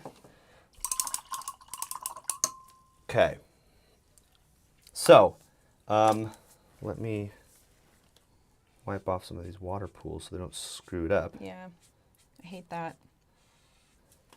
Yeah, and I normally take a little bit longer to prep my palette, but that's okay. Whole hog. So I love that so much. So what I'm going to do, I'm going to showcase it on the palette just because that way I have a little bit more room to work with. You can kind of see a little bit better.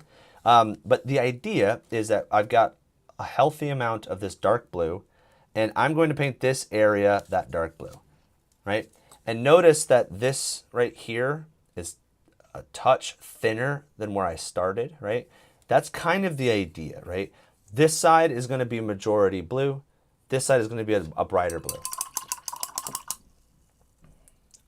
Burnt sienna is actually a really good color, like Saul is saying, that starting from a burnt sienna into the oranges is good. It's got a lot of orange to it. Yeah, yeah. So then I take the same thing, but what I'm going to do, right, is put them next to each other. And the most important part of all of this is keeping a very light like channel. This is where the new blended color is going to be, right? Okay. This does take some getting used to. Okay. I'm not the greatest at it when I'm just like explaining. Like I kind of do it a little subconsciously now when I'm doing these things. But like talking about it is right. different. So what I like to typically do, and I need more paint. We want a good amount of paint in here.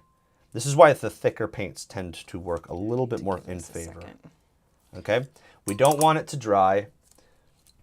What I typically like to also have is another brush in hand that is slightly wet in some cases. Yeah. So I'm just going to keep this one right next to me. I'm going to put a little bit of moisture in it just so that way I have a clean brush that I can still manipulate with. And what I'm going to do is I'm just going to take this right here and sweep this way and pull forward. And I'm pulling the dark color back in. I know what you're talking about. Then I wipe off the brush and I do the exact same thing and I pull the darker down in. In some cases, I might have to turn and push the darker color down this way, wipe off a little bit, pull the brighter color this way, and we're gonna kind of rinse and repeat until we get like a nice smooth transition where we've literally created a new color on the model together. I'm gonna kind of go like this. Boom. See that? Yeah. Yes, I have done this. I just didn't know what it was called, I guess. Yeah. So I don't know if there's a specific name called for it. I just like the sweeping blend because I'm literally sweeping. So one of the things, like whenever you're trying to do these type of things, there's another blending technique called feathering that is really good for this, but it's not blending two colors. It's basically taking a single color like this, applying it fairly opaquely, and then pulling and dragging it out. So with the feathering, get it? Because we're painting feathers. What I want to impress upon is I'm literally pulling it down, and look how much I'm bending the brush. Like I'm getting it. Okay. I'm getting it involved, and I'm sweeping like this, and I'm scooping up from the bottom of the paint, and then I'm pulling it out. Right. That would be called feathering. Right. I might pull this out a little bit more. And then come in here and just very lightly pull, pull, pull. And it's important to pull from the bottom of the paint because what you're gonna do is it's almost like you're kind of hooking it from the bottom and thinning it out. Because if you come at it from the top, well, all you're gonna do is just create a line. You're just gonna create these long lines like this because you're now just smearing the paint in that direction instead of very lightly, like convincing and persuading it to come this way. Very like capillary action. Kind of, yeah. So that's kind of the idea, right? Feathering tends to be a little bit like I want to fade this one single color out. The wet blending tends to be a little bit more I want to make these transitions between these two different colors. Got it. Right? We can kind of start to see a little bit of the progress. The problem is with this type of wet blending that I did on this right here, it does take a little while to dry. Sure. Okay. Yeah. But like you can kind of see it looks pretty effective if you ask me. Didn't take a whole lot of effort. Yeah. And you can continually hone and refine this. So I'm going to look into this and I'm going to put just a little bit more of this light blue just because it's kind of lost the plot here. Okay, and this is the one, never mind. We need a sharp tip for this part? Nope. Basically, okay. Nope. Great. I have a semi-sharp part. Yeah, no, just as long as you can be accurate with it. Yeah. The sharp tip portion is actually the little highlights that we want to do. We'll do that, okay, great. And so I'm going to just kind of set this off to the side. Yeah, do we need to kill some time to let this dry? Well, I'm going to do that right now. So I'm going to show everybody a nice little practice that I like to tell people about to get these nice fine lines, right? Especially for things like feather, for things like fur and things like that. Remember when we were doing fur? Yeah. And we did our little practice? Yes. Do you remember what we did? I do. We did our practice. No, I don't remember what we did. I just remember we did it. All right. I'm going to take this Tenebrous Gray. Okay. Mostly because it's a little bit thicker of a paint. I'm going to add just a smidge of water because I want it to flow like an ink. Now, if you've got an ink of a similar color, you can absolutely drop some ink in there. For those who have not seen this or need a refresher, Meg, this is what I like to do. So I like it to have a little bit of a good amount of flow to it and a good amount of body to it. And I'm going to spend a good amount of time loading up my brush. Lots of twisting and spinning, and we're going to get this nice and sharp. So sharp it can cut ya. But what we're going to do is I'm going to deface the mat, okay? And what I want to do, and I'm going to show it to you guys like this on camera, we paint like this quite often, right? We're painting boop, boop, doop, boop, doop, boop, doop, right? What we want to do is we want to start angling the brush a lot more perpendicular so that we can utilize the capillary action and the point of the brush to deposit the paint, right? So if I paint, I'm going to kind of exaggerate it on camera, but if I paint like this at a slight angle, right, you can kind of see it starts to thin out and thicken out in some areas because I'm not having as much control because the brush is literally bending, right, like this, right? This is a measure twice, cut once type of a technique. Okay. I like to do the practice. I still do this practice, right? So load up that brush. Nice sharp tip, so sharp it could cut you. And what we want to do is this is going to look really weird on camera. You're not going to be able to see it, but I'm going to get up and down.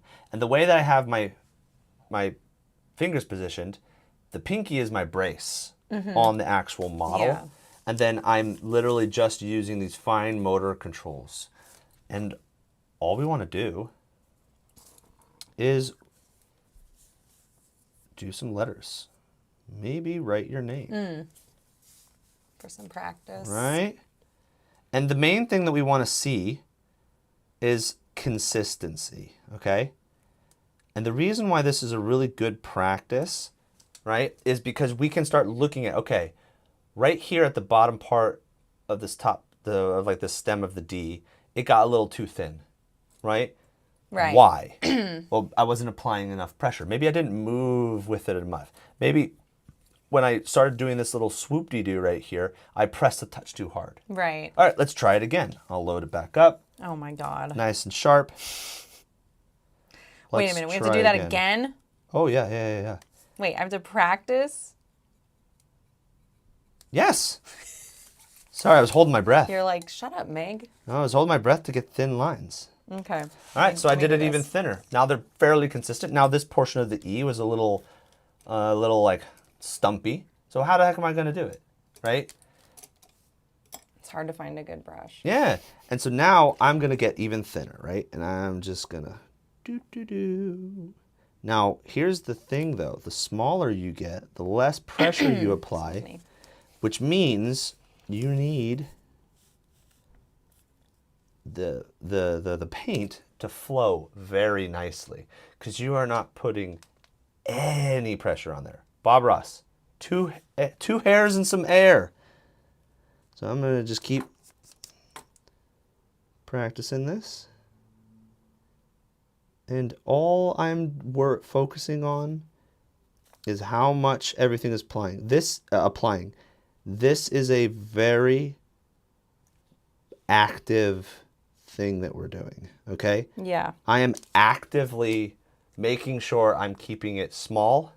I'm actively engaged with understanding, like, okay, why did this not work? Why did this thing do this? You know what I mean?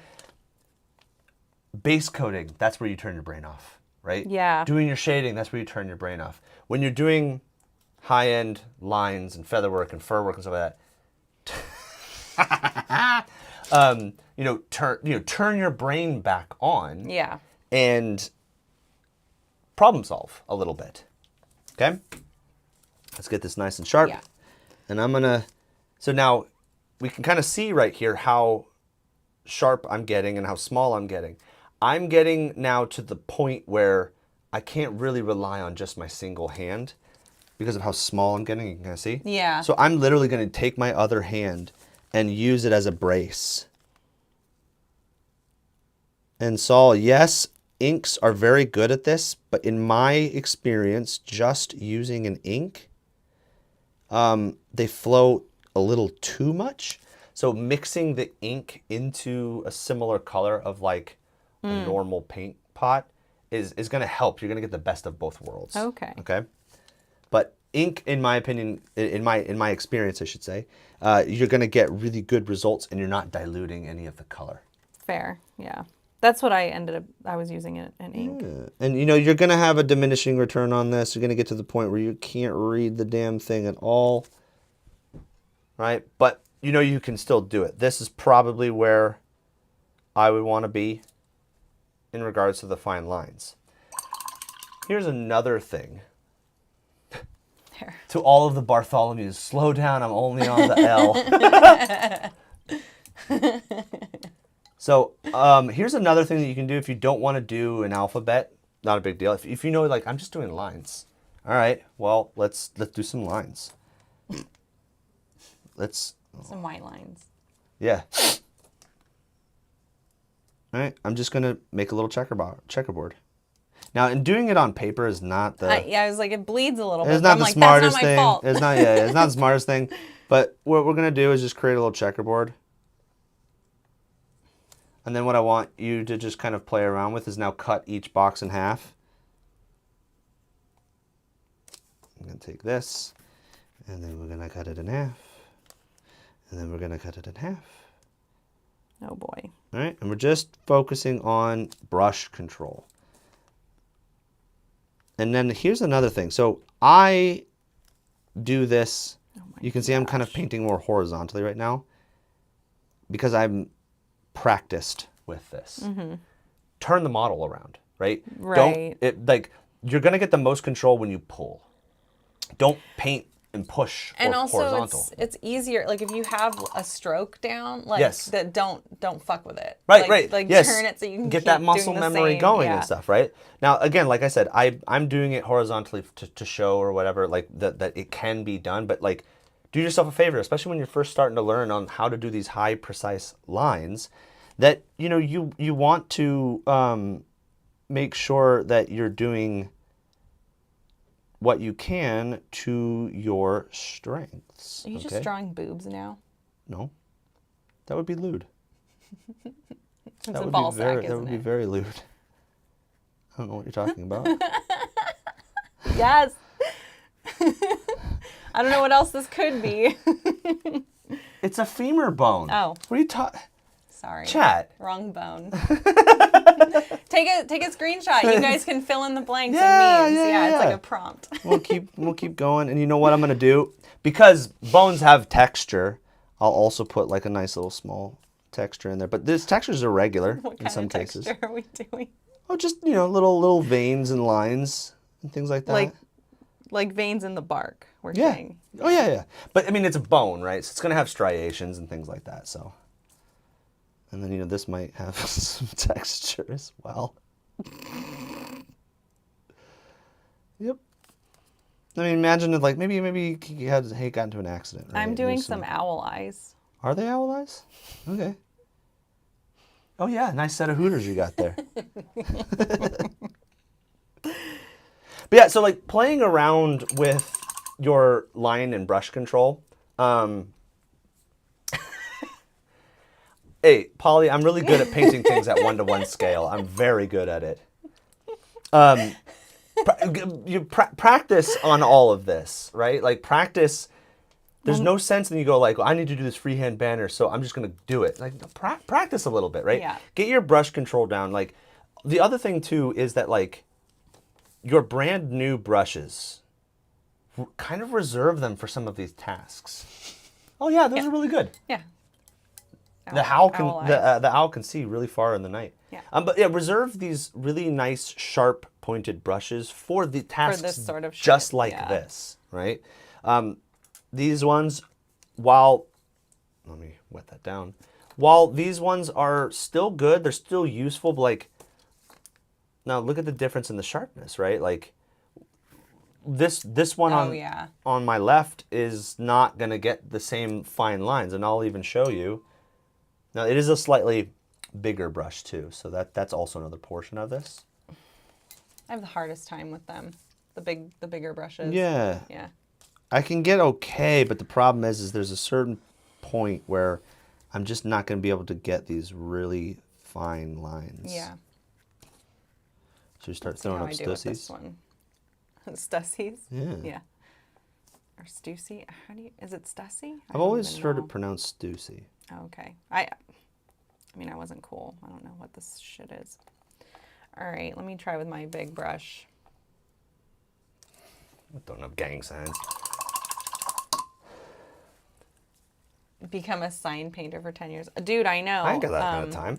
I worked at a sign I can paint shop, femurs. but everything was like it was like vinyl. Yeah. Okay. Yeah, so, I mean, like, you've heard this, oh, yeah, Soups, it's going to be a doggy. He can see the nose. Yeah, see? There's a lot of interpretation with some of these things.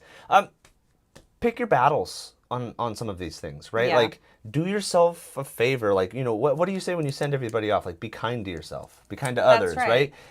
Give yourself a little bit of grace in these types of things. And just going in and being like, I can't get these fine lines. Well, the first question that I'm going to ask is like, how many times did you practice? How many times did you like really hone and refine your brush control? Like, how are you positioning your brush? All of those things matter, right?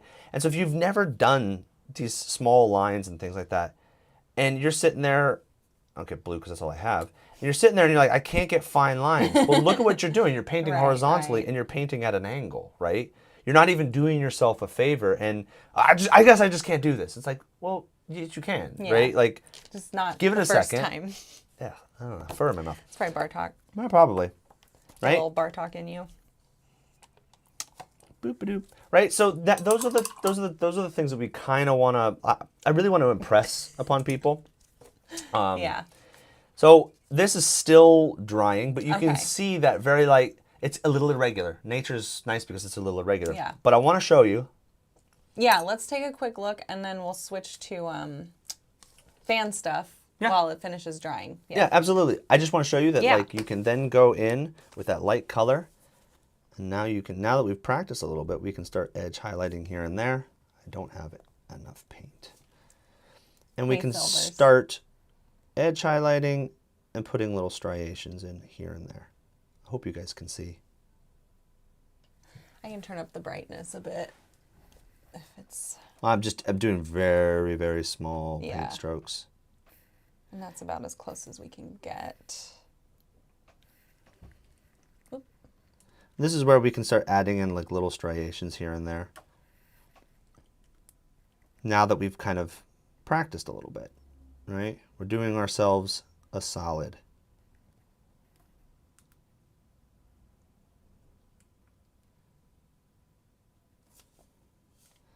Okay. Sorry. You're good. Umi, the best option is to give up and either not bother or pay someone more skilled to do it for you. This guy. Mr. Moneybags over here. Terrible. Terrible advice. Okay. Yeah, so now that we've kind of practiced, we can now execute, right? And we can kind of start seeing a little bit more of the striations kind of going through, right? So we've started, we plopped in our colors. We've got that weird, like, ooh, that nature like tends to do. Yeah. With the being a little irregular. And then you can just kind of go in here and like, oh, I'll highlight here. Oh, I'll highlight here. Yeah. Oh, I highlight there, right? Doesn't have to be anything crazy, but like you can get a pretty interesting effect. Like, look, like not bad. Yeah. Right? Yeah. Once this fully dries, then you can kind of come in here and go like, okay, well, I'm going to pinpoint this area. I'm going to pinpoint this area. I'm going to shade this area and darken this area, right? So those are there's a couple different things that we can kind of play around with. The other option, in all honesty, is now that we've got this side base coat at the back, we could go the GW route. That's not a problem. And then I promise we'll move on to fan stuff. No worries. And we just follow these little lines. And we just leave some of that dark exposed. We want to see it because that's where it's going to give depth and dimension. I feel like I need to like redo my base coat here. So I will. There it is. That's what I'm going to do right now. Send it. I'm going to focus on one feather because I'm like, I don't like my wet blend. Yeah, that's okay. And you know, I'll tell you this. I could not wet blend for the longest time, and so I just decided it's not for me.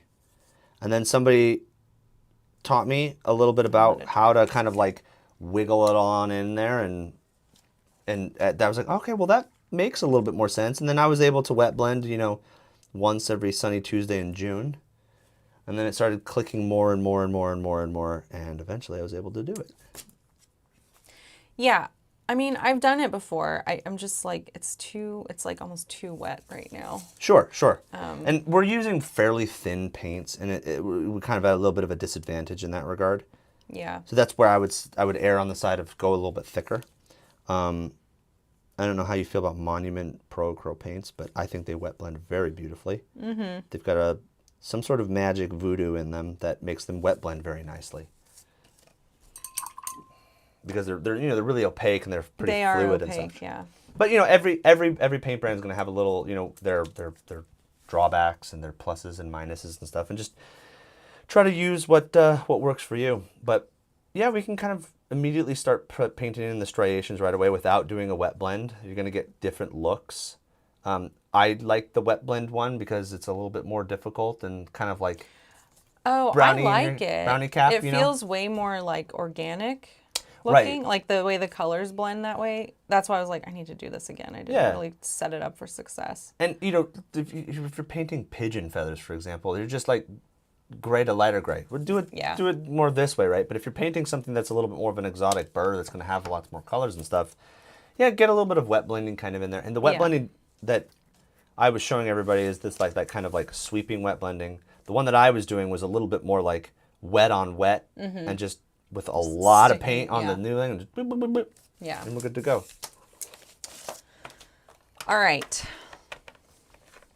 That's great. I mean, I'm glad we got through True Metal Metallics and got to try out some feather stuff. Oh my God. I love it. Yeah. That's where the rest of it went. Yeah, he's eating the bone. Oh my God. Yeah. We're adults. That's why we make fun jokes. We are? Okay. Well, I don't know. I'm trying to reassure these people. I love the base. Those are cool. All right, these are Vinos. Let me get the let's get those pictures up so that we can find out who we're talking about. We have this like folder that we keep handy. Yeah. Anyways, this is Vinos. He's been working on his corn that he's taking to Old Town Throwdown. Super cool. I mean, it doesn't really take a whole lot to make these guys look really cool. They're very cool, yeah. You got some cool metallics, got some really interesting reds, a nice banging ass sword. Sword is so neat. And I love his bases, the crackle bases. Yeah, I like when people put extra colors and stuff like that. Yeah. That's really cool. Totally. It's a fairly simple way to do things. Whoa! This is Umi. Umi finished the pink one. Whoa! Yeah, sorry for banging the... Super cool. Yeah, I love his flower bases. Yeah. He always goes ham on them. Yeah. Well, it's nice kind of decal work too. Yeah, it's kind of fun that like you've got this beautiful scene and then you got this giant robot smashing it all. But I'm like, this is the giant robot of love. Look at it, and I'm like, look, it's got a heart. It'll love you right. It'll love you right into the ground. Yeah. That's awesome. And the dirt on the feet of all these models is cool too. Yeah, yeah. That's another thing I don't see a lot of people do, especially with these big robots. Is like a little bit of environment. That's cool. This is Cody. Space Wolves. Cody cold painting, yeah. Yes. Aren't they pretty? Yeah. Again, I want to just quick little shout out. The way that you did those axes, I really, really like. Yeah. A lot of people will try to do so much little like blingy do's where he's like dark light, and then you get to the flat portion where it's the non-bladed, and then they're like, I don't know what to do. I don't know what to, I'm like that too. Yeah. So I'm you like, just get these weapons away. You kept it super simple. You have a light next to a dark, and then just modulate accordingly. And it looks striking, it looks interesting, it looks very thematic. It's simple. It's great.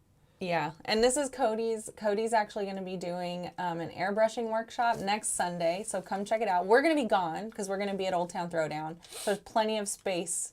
We want to fill the space with something for you guys. This is for Mandrill, so if you're not a Mandrill, consider it. It's free. It's in our Discord. Sign up or someone will get you. Yeah, and that's Cody. We love Cody. Ooh, this is Broken Chef. Yo. Guys, this is a kit bash, right? Like, no, I think that's... Is that the model? Like, that is the model. Okay. I don't know if the sword is part of what the is thing. I used to know what it is. It's some okay. sort of demon engine. Yeah, I don't know. But back when I was playing 40K a lot more. I was like, this looks like a Sid from Toy Story sort of creation. It kind of is, and I've actually seen somebody recreate that with like the little doll head on it and make it like uber creepy. Super fun. This is cool, man. This is really cool. I love this. Yeah. Chef, it's electric. Oh man, I'm so glad you got the new picture app because man, it just really shows off your stuff so much better. Yeah. Yeah. This is Sad Tony. Why are you sad? This looks great. Right? He does all these beautiful ultramarines. Super cool. And NMM Gilliman. Now, I wouldn't want to do that because there's so much trim. Hey, dude, like, good work with the OSO. You can see a little bit on the cheekbone and stuff like that. There's, like, that nice little halo of light going there. On the pillar. Yeah, that's really awesome. Thoughtful. Yeah, I love these. Sad Tony's been posting those for a long time. Killing it. Let's see. I believe this is Psycho Philosopher. Yep. Psycho Philosopher Robert. This is like corn like war. Well, some of it's from war bands and some of it's not. It's a good mix. Yeah. No, cool. Yeah. Everything is very like glossy. So I'm like, everything's covered in sweat. Sweat and blood. Yeah. That's super, super cool. Yeah, Psycho. I'm just gonna call you Psycho. Psycho's been working on a few things in the Discord and is currently like getting a lot of feedback and talking with people in work in progress on some different models. So, anyways, super cool. Really cool to see you being an active member. In the One Discord. little tip though. Sure. Take the photo not from the top down and go more at an angle so that we can see the models a little bit more. Because that's kind of a shame that like we're only seeing the top of their heads. I'd like to see more of their body and stuff like that. With the light facing more from the front angle, so we get to see more of those details. Right, exactly. Because we want to show off your work. Yeah. Why am I forgetting? I think this is Jaffe Bar.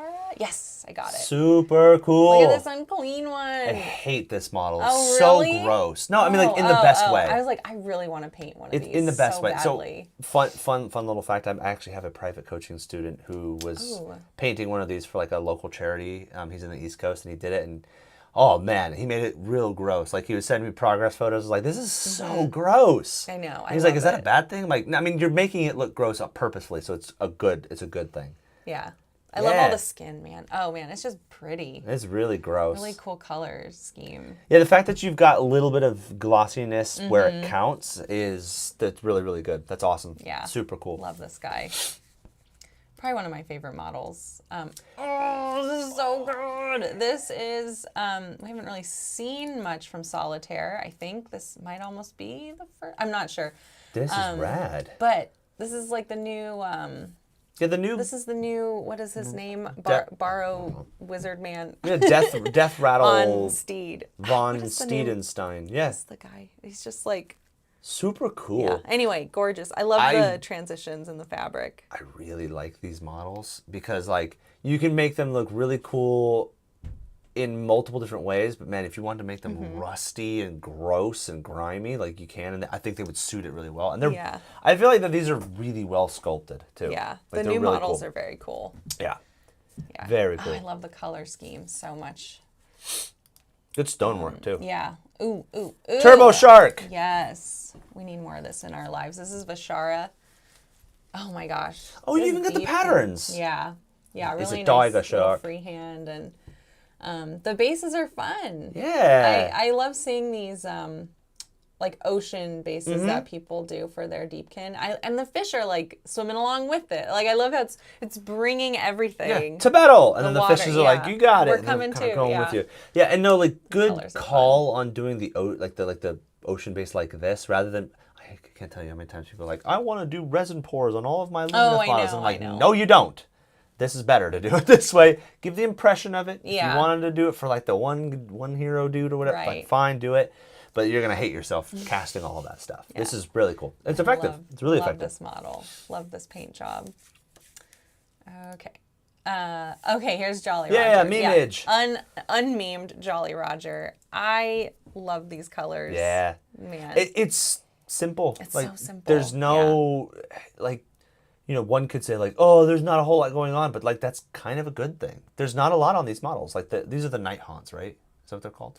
Yes. Yeah. Yeah. There's like, you got some chains and a weapon and cloth. Like that's it. There's not a lot going on. So it's nice. Overcomplicating them can kind of be a bad thing. No, this is really cool. This is like such a nice execution. It's very heavy metal. This is fun. This reminded me of like the 90s. The colors. Yeah. This is Nate. It's got very synthwave vibes. Yeah. Like for me, I saw it and I was like, oh, Teenage Mutant Ninja Turtles. For some reason, like I'm not exactly sure why. Yeah. I think it's just the loud colors. Yeah, it's like very like loud, garish colors that are super fun together. They give you that like Nickelodeon kind of vibe, like that's it. That like 90s, that Nickelodeon splat. Yeah, it's so cool. I With love the gack. these Tyranids. Yeah. So I did not think that this was contrast paints. You did a really good job of, controlling where those like contrast paints were gonna flowing. It's because a lot of times what I see is like, especially on these big surface areas, the big splotches. Yeah. So like you definitely can see that you took some time to make sure to maneuver them in where they should be, like the dark shadows and stuff like that. And they look great. Yeah. They're so fun. Super cool. All right, and now we have our project of the week. Yeah, I really liked how this project went. Let me find, sorry about that. There's other pictures too that I want to pull up. I think these guys are rad. Like they're walking around with a shield. Yeah. And then they pop a gun on the inside and just start blasting. That's great. This is Shrimp. That's right. Shrimp is kind of new to our server. So this is like a progress photo. Yeah. And like, I just loved how it came together with like, I don't know, like real sticks. Like, it's just like real stuff that is I know exactly what those are. I get them at Michael's all the time. Yeah. They're like, the little filler floral stuff. Yeah, You know what I mean? I like seeing how people integrate stuff you wouldn't think to necessarily. Well, and it's telling a little bit of a story. Like they're kind of trudging through the forest and they're like peeking out of the bushes and ambush. That's another reason why. So this is the finished spearhead. Oh yeah. Like then he posted it, and Shrimp posted it and gave it like a little voice. Like, voice? we're lost in the fields and like, come help us. Like, I don't know, some little quote. It was cute. That's so it's awesome. like, okay, this person like showed us their progress. They showed us a really cool spearhead and they gave it some character. I was like, I love this project. So thanks for doing that, you guys. Project of the week. my gosh, and then the little doggo snooping. I know, yeah. I love the green bases too. Like the classic green. Yeah. I want more of those doggos in my life, but GW need to learn how to not sculpt them like potatoes. Oh, a little bit, yeah. Oh, yeah. Some of them are a little rough. But I love them because I'm painting all the doggos and things like that. It's great. It's fantastic. One quick thing before we head out, and we can, we got to where we got to. Yeah. It's dry now, so it looks pretty damn good, and I think we've got a pretty good result. Yeah, we'll show that off really quick. Really quickly, guys, that's Liberty Fires. He's running the hobby challenge in our Discord. Go to the Hobby Bingo channel and get yourself a bingo card. Now, there's 2 bingo cards. One is like the one we're doing all year. That is just to get some badges. The second one is the summer one. I highly recommend everyone at least just get the card. Just get the card, even if you don't think you can fill anything out. By getting the card, you get an entry to win a prize. So don't forget to do that. Again, you get your card, you get an entry, and the more you complete, the more entries you get. We did have a winner for July. We had 3 winners. And make sure you post your progress so we can show it off on stream. That's what we're about to do now. This is what we got. Oh, whoops. I forgot to load this up. Jeez, Meg. You bozo. Here, I'm doing it. These are fun challenges, too, because you're not like, who can paint the best of this? It's just, no, like, let's just complete this and just do it. Yeah, it's super cool. So somebody got their card today for the first time, so that's their card. That was Flake Senpai, this is Droog.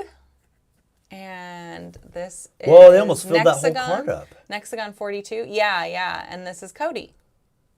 Cody, put the photos in. I know, like, right? Come on. We didn't teach airbrushing classes. Like, put the photo in. Senpai. Don't forget to get your bingo cards, guys. Get one of each. Try to do the summer one for now so you can win prizes. Because prizes are great. Yeah. Oh, that's so cool. That's really cool. I love it. Yeah. That's really cool. Yeah, I love that diorama too. Yeah, super fun. Oh my gosh. Super fun. We did it. Do we want to show off those feathers, or how far are they, would you say? I mean, again, as far as we want to, you want to just pop them on real quick? Let's show really quick how far we got. All right, you can kind of see that going on right there. Yeah. And you know what? From here on out, we can start putting in, little lines here and there, right? If we want to, we can just start popping in another little line and re-highlighting certain areas. We don't have to highlight everything. We just put little extra lines and make it kind of random. It's like, I like this technique because you're being messy with the color prep. Right. But then you go in and define it. Yeah, with exactly. Some lines, and it keeps it very organic looking. Exactly. Yeah, and especially with organics, you do want a little bit of chaos involved in all of this. But like we're at a point now where you can put that on the field and people are like, dude, those are cool feathers. Yeah. Those are cool feathers. Fantastic. Oh my gosh, we did it. We did it. It's getting warm in here, isn't it? Yes, it is. It's getting quite hot in here. Yeah. So we're gonna go have some lunch. But thanks you guys for hanging out. Thank you for your super chats. Thank you, Devin. Yeah, for absolutely. Helping me love coming on. Get the edge on the painting competition. But yeah, it's always good to have you. And don't forget, you guys to check out Nova. Sign up for one of Devin's classes. Make sure you do that. Anything else that you wanted to shout out? Enjoy your day. I don't know. That's about it. Like paint. Just paint. Just paint. Yeah. Just paint. Absolutely. Just you paint. don't do anything else. Everything. All right, guys. Be kind to yourselves, be kind to each other, and always be painting. Do it.